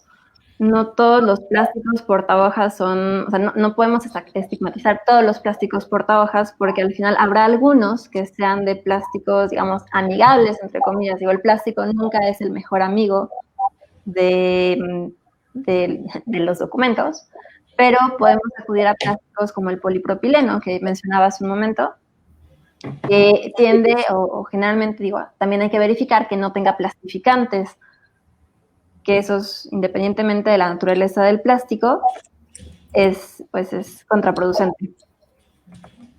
Excelente, gracias. Y que a propósito, bueno, traigo a colación un comentario por ahí que nos hacía Ana García Cortés de Guadalajara, que qué materiales son más recomendables, qué tipo de cajas para el resguardo de documentos, y de cartón, de madera, de plástico. Pues justamente es las de polipropileno, ¿cierto? Las que mejor funcionarían para el resguardo de documentos. Pues depende. Bueno, depende del soporte, ¿verdad? Sí, de hecho creo que todo lo que nos pregunten, siempre nuestra respuesta de cajón va a ser que siempre depende de mucho. Y, por ejemplo, el tema de las cajas es muy interesante y la verdad es que sí está muy padre que también lo pregunten, porque justamente luego se tiende la tendencia de estigmatizar a las cajas de cartón, y creo yo que también hay que valorar a todos los materiales en su justa medida. Por ejemplo, ubiquémonos en el caso de un archivo que se encuentre tal vez en Yucatán, ¿no? Y que no tenga las condiciones adecuadas, o bueno, o más bien no tenga tal vez la manera de tener las condiciones adecuadas de conservación, ¿no? Una humedad controlada, una temperatura controlada. Si nosotros recurrimos a una caja de polipropileno, por muy adecuada que sea, tal vez en otra latitud, en otro clima, ahí lo que vamos a estar propiciando es que se genere un microclima al interior de la caja, y entonces los hongos van a vivir muy felices y se van a comer nuestro archivo, pero ni siquiera nos va a durar un año, ¿no? En cambio, por ejemplo, un acervo que se encuentre en condiciones tal vez un poco más secas, ubicado en un lugar donde sea muy propicio a las plagas, a los animales que se alimentan del papel, pues evidentemente una caja de cartón no va a ser lo ideal, ¿no? Yo considero que las cajas de cartón en realidad no son el enemigo. Únicamente tenemos que buscar una manera ideal de resguardarlas. Los documentos pueden estar adentro de guardas de papel, puede ser un papel libre de ácido, o puede ser incluso un papel únicamente, o un folder, ¿no? Un folder de manila que también les sirva un poquito de interfase entre el documento y la caja. Realmente todo va a depender de cómo armemos nuestro sistema de guardas al interior de la caja, de si estamos trabajando en una institución que tiene la manera y los recursos de tener condiciones controladas, y también que nosotros tengamos el cuidado y la disciplina de estar haciendo evaluaciones y revisiones periódicas de los acervos, también para ir evaluando si la selección que hicimos de material de la caja fue la ideal, o pues mejor si empezamos a ahorrar un poquito para cambiar de cajas, ¿no? Perfecto, muchas gracias. Qué interesante todo esto. Y tan es interesante que pues excedimos la hora y seguimos aquí picados, y mientras pues la audiencia nos acompañe, nosotros no nos rajamos. Entonces continuamos. Iván desde Colombia nos envía saludos. Qué gusto que desde Colombia nos estén sintonizando. Muchas gracias. Jesús Mendoza, contacto para la Escuela de Restauración de la Ciudad de México. Saludos desde Papalotla, Estado de México. Contactos de la escuela. Pues bueno, ¿puedes recordarle, Daniela, cuáles son las opciones en la Ciudad de México para que pudiera tenerlas frescas? Sí, pues justo puedes buscar la página de la ENCRIM, así, como ENCRYM, así, ENCRIM, que es la Escuela Nacional de Restauración, y pues está en Facebook y también está su página de internet. Perfecto, gracias. Uy, este está súper interesante. ¿Qué proyecto de restauración les ha representado mayor reto en sus carreras? A ver, Dara, platícanos. Híjole, pues creo que también los retos varían, ¿no? Así como puede ser un reto porque no teníamos mucho personal o porque tenía muy complicado, pero a mí particularmente recuerdo un proyecto en el que estuve, en el archivo de la Arquidiócesis de Yucatán, que estábamos trabajando y se nos acercaba un periodo. Bueno, ahí lo que hacíamos es que teníamos, de hecho por ahí vi que está conectado el encargado del taller, le mando muchos saludos, y justamente él y yo teníamos un programa en el que en el año hacíamos un periodo de laminados, ¿no? Que son cuando los documentos ya se encuentran en muy mal estado, pero de verdad muy mal.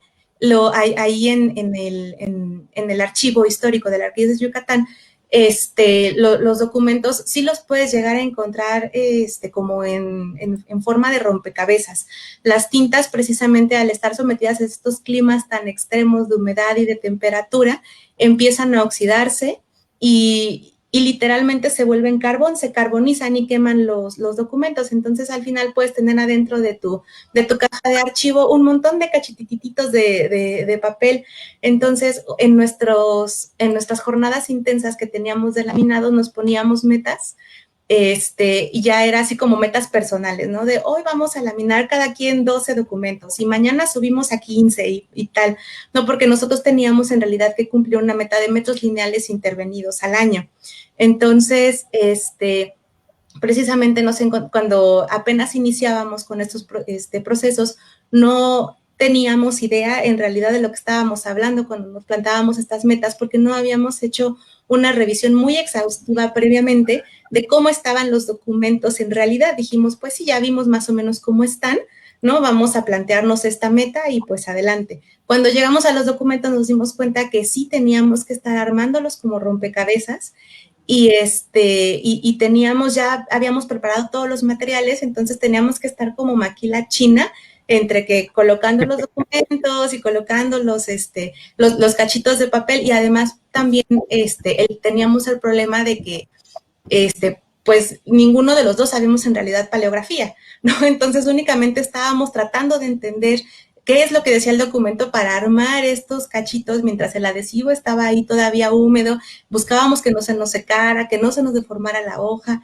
Entonces, eso particularmente para nosotros fue un gran reto, el poder pues hacer convivir nuestras metas con la realidad. Bueno, ya después de ahí ya creo que también este chico Daniel se volvió ya un experto en laminados, y pues ya ahorita para él ya no es un reto nada de eso. Ya están conmigo. Órale, muchas gracias. ¿Tú qué nos platicas, Susana? Híjole, sí fue una pregunta difícil. Creo, a lo mejor, no, yo creo que sí. Yo creo que uno de los retos más grandes que he tenido fue justamente con negativos fotográficos de acetato de celulosa y de nitrato de celulosa que trabajamos hace 2 años ahí en el AGN. Y pues teníamos, híjole, no recuerdo ahorita el número, pero eran muchos. No sé si recuerdas, Dara, creo que eran más de 1,000 y tantos. Sí, eran 4,000 los que teníamos que intervenir en ese momento, si no mal recuerdo, eran como 1,000 más o menos, como 1,500 entre negativos de nitrato y negativos de acetato. Y aquí el mayor problema que teníamos es que tanto los nitratos como los acetatos tienen dinámicas de deterioro distintas. Entonces, por un lado teníamos que identificar en qué nivel de deterioro estaban cada uno de los negativos, que además estaban adheridos en bloque, teníamos bloques de nitratos y bloques de acetatos completamente ensanduchados.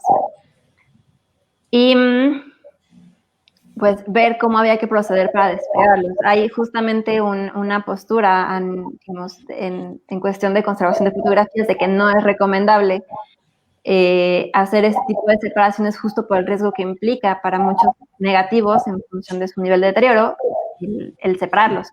Pero después de mucho reflexionar y de mucho analizar los bloques, llegamos a la conclusión de que era mejor intentar separarlos, intentar rescatar la información que tenían los que estaban sobre todo en lugares intermedios que no eran posibles de visualizar ni de acceder por ninguna manera.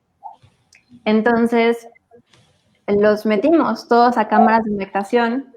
Y ahí el asunto es que tenemos que estar en monitoreo constante de cómo iba el proceso, porque si se reblandecía en exceso la gelatina, podía terminar, digamos, solubilizándose y implicar que si le metíamos, aunque sea un dedito cerca de la imagen, se perdiera. Entonces, lo que terminamos haciendo fue, pues, con mucho cuidado, dejar una pequeña rendija abierta porque no teníamos forma de meter las manos, de ninguna otra forma no tenemos, digamos, no tiene orificios por arriba o por en medio digamos, la cúpula, llamémosle, de las cámaras de humectación. Tenemos que dejar una pequeña rendija para poder meter las manos e ir evaluando con algunas herramientas que se pudieran ir separando los negativos sin romperlos, sin llegar a dañarlos más de lo que ya estaban. Y bueno, para no hacer la historia muy larga, el asunto también aquí es que una vez separados tienen que tener un proceso de, digamos, de deshumidificación controlado, porque, y la verdad es que sí nos llegó a pasar con unos pequeños en una prueba que hicimos, si se secan muy rápido también es contraproducente para los negativos. Entonces había que ir controlando la humedad relativa al interior de la cámara de humectación para que se fuera saliendo poco a poco la humedad. Y sí, este proceso de deshumidificación fue de varios días. Entonces fue bastante, un poco cansado estar al pendiente, estar vigilando que no pasara nada malo con los negativos, porque incluso pues de un día para otro había que dejarlos para que terminaran su proceso de adaptación a la humedad.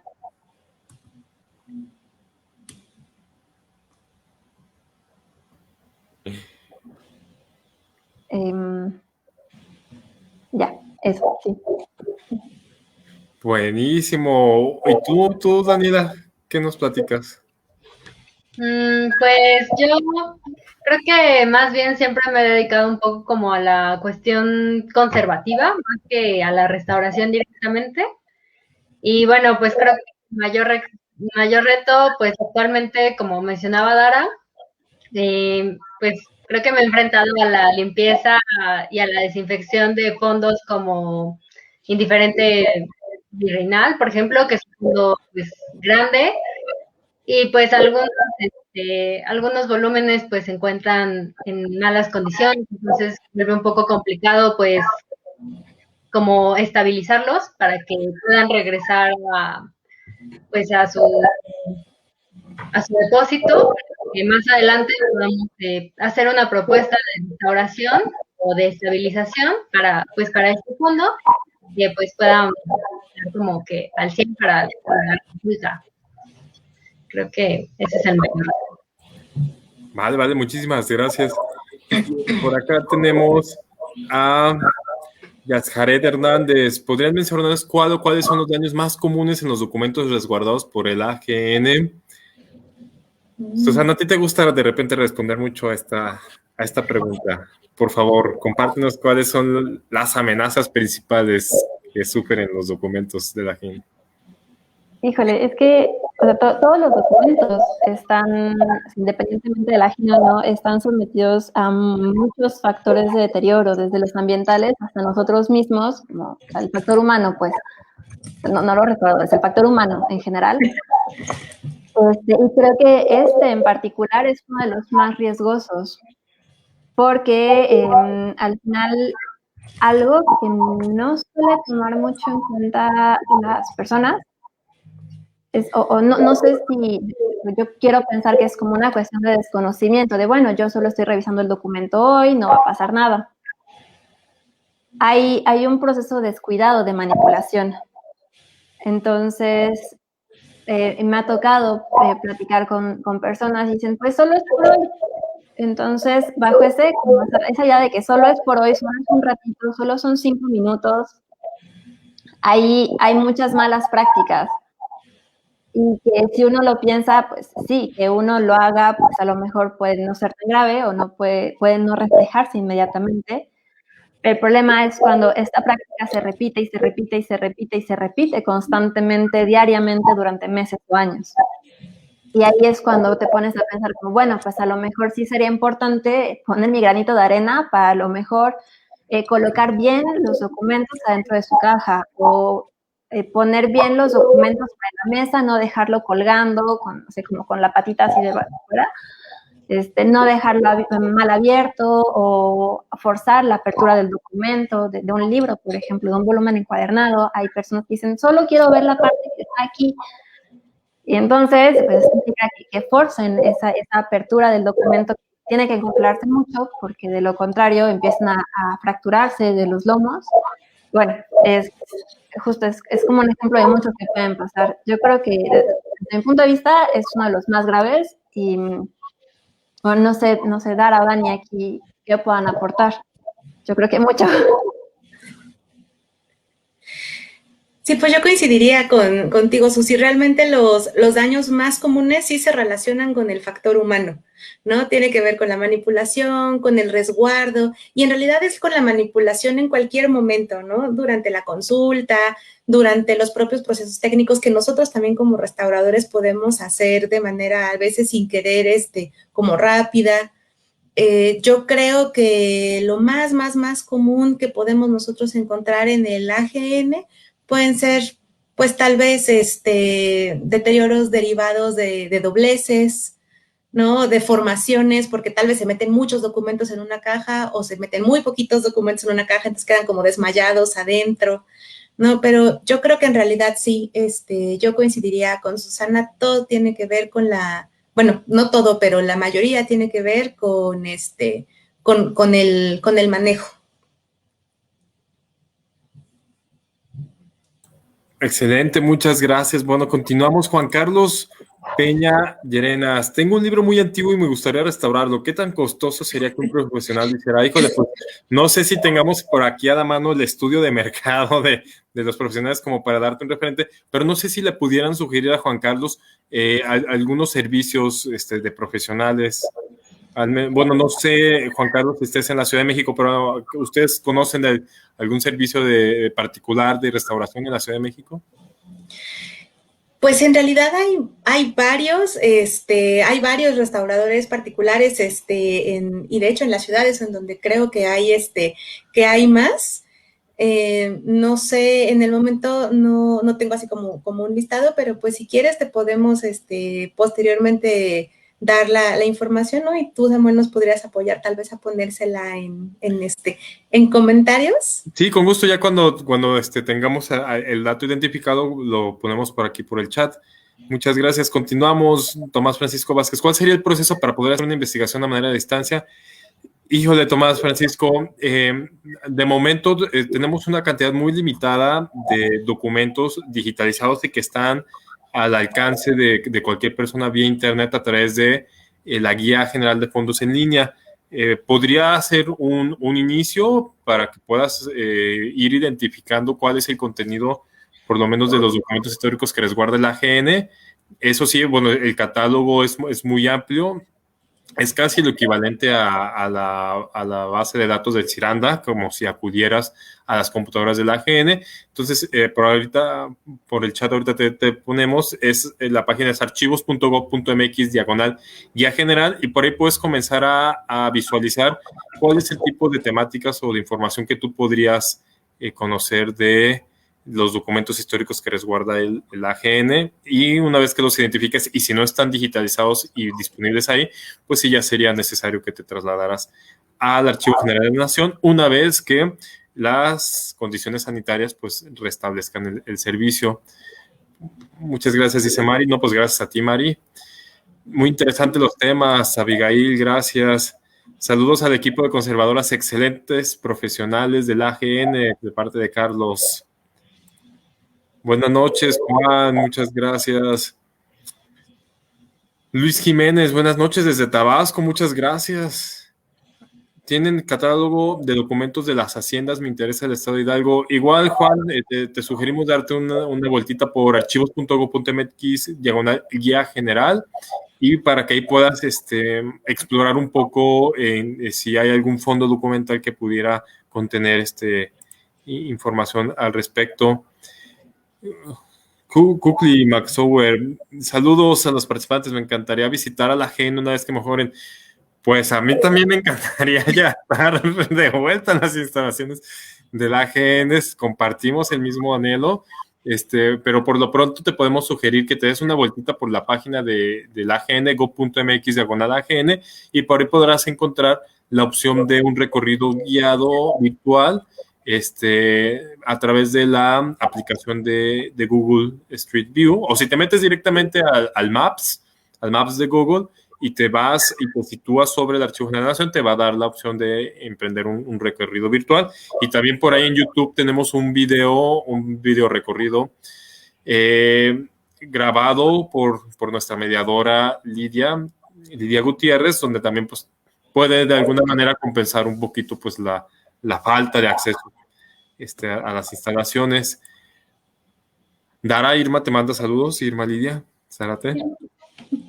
Jesús ¿dónde puedo investigar sobre el otorgamiento de Mercedes? Bueno, en el mismo caso hay un fondo de Mercedes, puedes ir Jesús repasando en la Guía General de Fondos en Línea para ver si hay información que te pueda ser de utilidad. Ale, qué felicidad ver restauradoras profesionales al frente de las áreas de preservación de la AGN. Pues vaya que sí nos da mucha tranquilidad, mucha satisfacción y mucha felicidad. Gracias, saludos a las tres y al resto del personal de conservación que ha dedicado una vida a esta labor. Y dice Dara, por favor, la receta de la tinta de chocolate, pues esperemos que cuando podamos regresar a la AGN, Dara nos pueda conducir para, pues, por ahí hacer a lo mejor algún trabajito, un material en torno para dar a conocer este documento. Dice Connie Juárez, ¿cuál es la mejor recomendación de la conservación de mapas y planos? Bueno, Connie, creo que esperemos que con lo que ya platicamos te haya podido ser de utilidad lo que sugeríamos, sobre todo pues tú que estás allá por Quintana Roo. Bueno, Carlos ya se nos había adelantado. Gracias, Carlos, por sugerir el recorrido virtual. Ahí está, justamente, para que puedan directamente acceder. Julieta, recuerden el nombre de la rosa de Humberto Eco. Pues sí, que oportuno que nos lo mencionas. Muy interesante los temas. Saludos, gracias a ti, Elizabeth. Saludos. Tenemos más participación de Oaxaca. Qué gusto. Gracias, Lucy. Dara. De nuevo, saludos desde Yucatán. Saludos desde San Juan, Argentina. Órale, desde el otro hemisferio tenemos también participación de Colombia y de Argentina. Muchas gracias, Nel, por estar acompañándonos.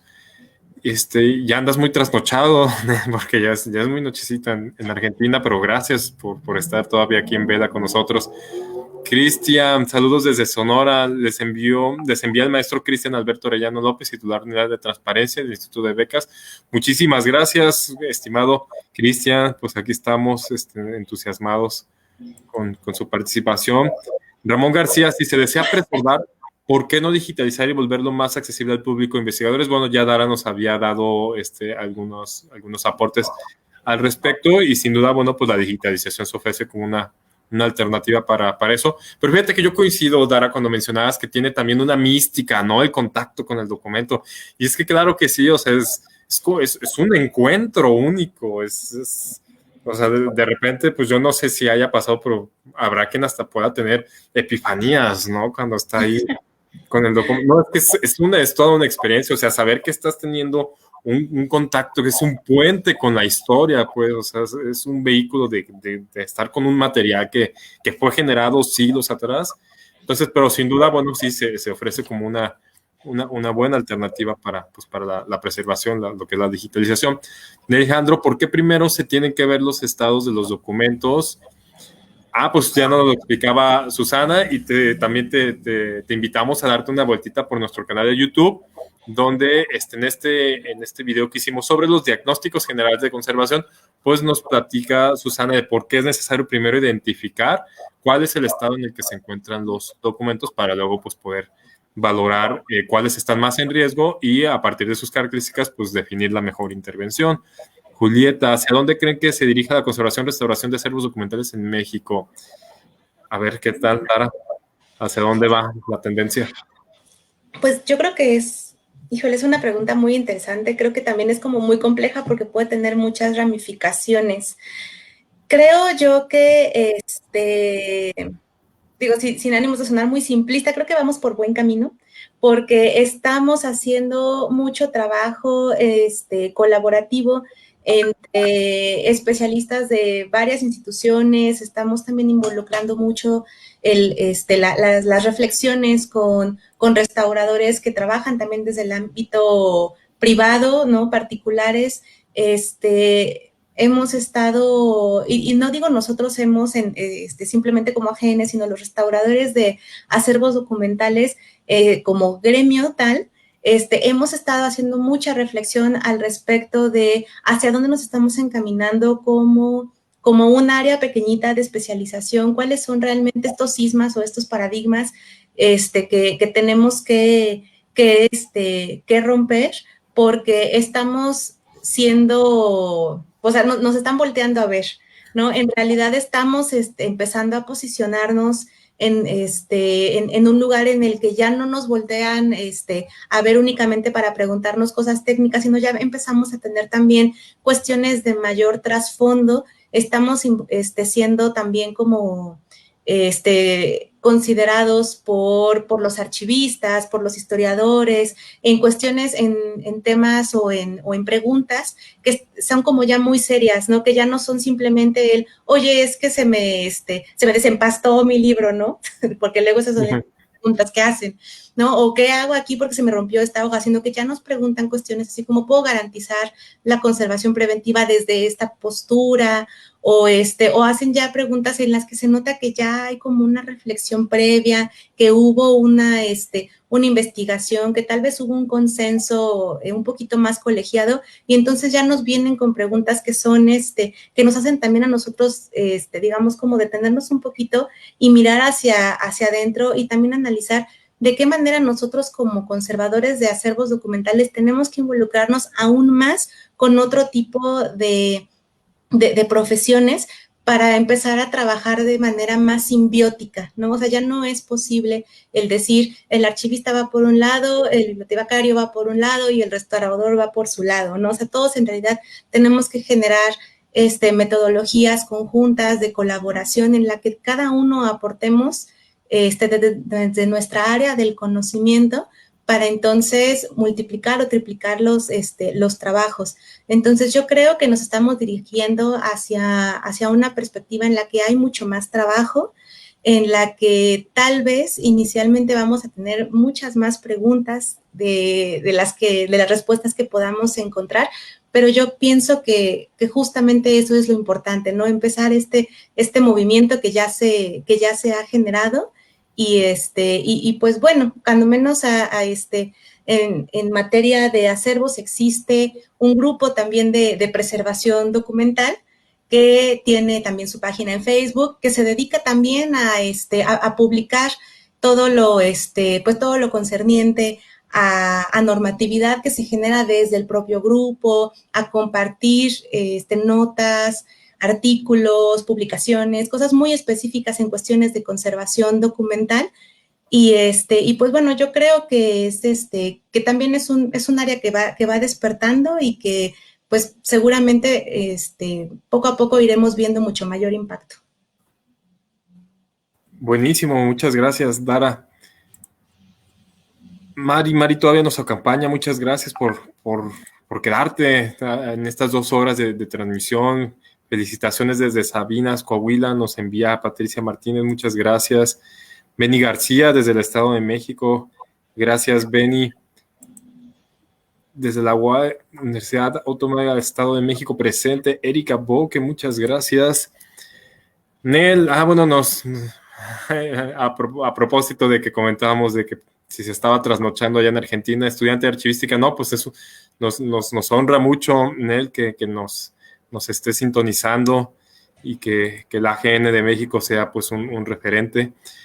Sash, un saludo, felicitación y agradecimiento a las tres ponentes. Es una satisfacción ver que tienen el interés de compartir sus conocimientos. Sí, porque luego hay quien pues es un poco receloso y con justa razón, pues porque le ha costado hacer todo ese cúmulo de conocimiento y de experiencia, pero aquí se comparte el conocimiento y nos da muchísimo gusto. Gracias.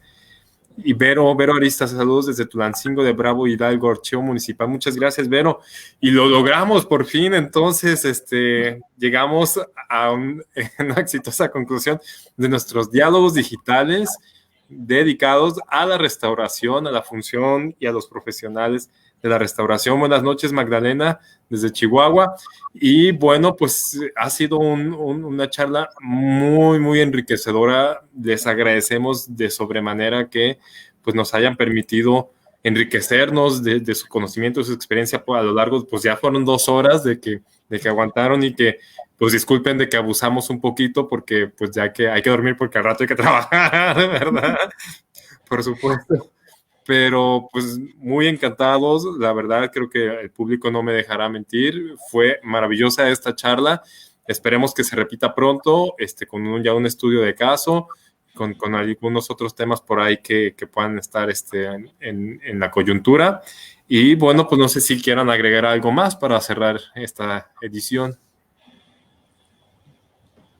Pues yo quisiera agradecerte por la oportunidad de estar aquí y a todas las personas que nos han apoyado desde los propios directivos de la AGN y a las personas que han colaborado con nosotros. Por ejemplo, justo en el tema del proyecto de los negativos, yo creo que no lo hubiera logrado sola. Estuvo Echel Landa con nosotros trabajando duramente con esos negativos, a los chicos que se han integrado como becarios, que nos han apoyado también mucho. Creo que es muy importante que de parte de todos, de todo el equipo de conservación y restauración, les agradecemos mucho. Sí, creo que yo también coincido nuevamente con Susi. Mi agradecimiento también es interno al equipo de trabajo, por supuesto que a las autoridades, pero creo que también mucho del trabajo que nosotros ahorita podemos exponer se debe gracias a que trabajamos en equipo, que contamos con un equipo de trabajo de restauradores y de operativos que son muy entusiastas, que tienen muchas ganas de aprender y que cuando algo no lo entienden, nos preguntan de forma tal que nos dan tantas dudas que nosotros también tenemos que seguir estudiando. Entonces, pues yo sí quiero agradecer siempre al equipo de trabajo, a Susana y a Dani, que son dos mis manos derechas. Tengo 2 manos derechas que son ellas. Y pues bueno, a seguir colaborando, y muchas gracias a todos los que nos también nos hicieron muchas preguntas.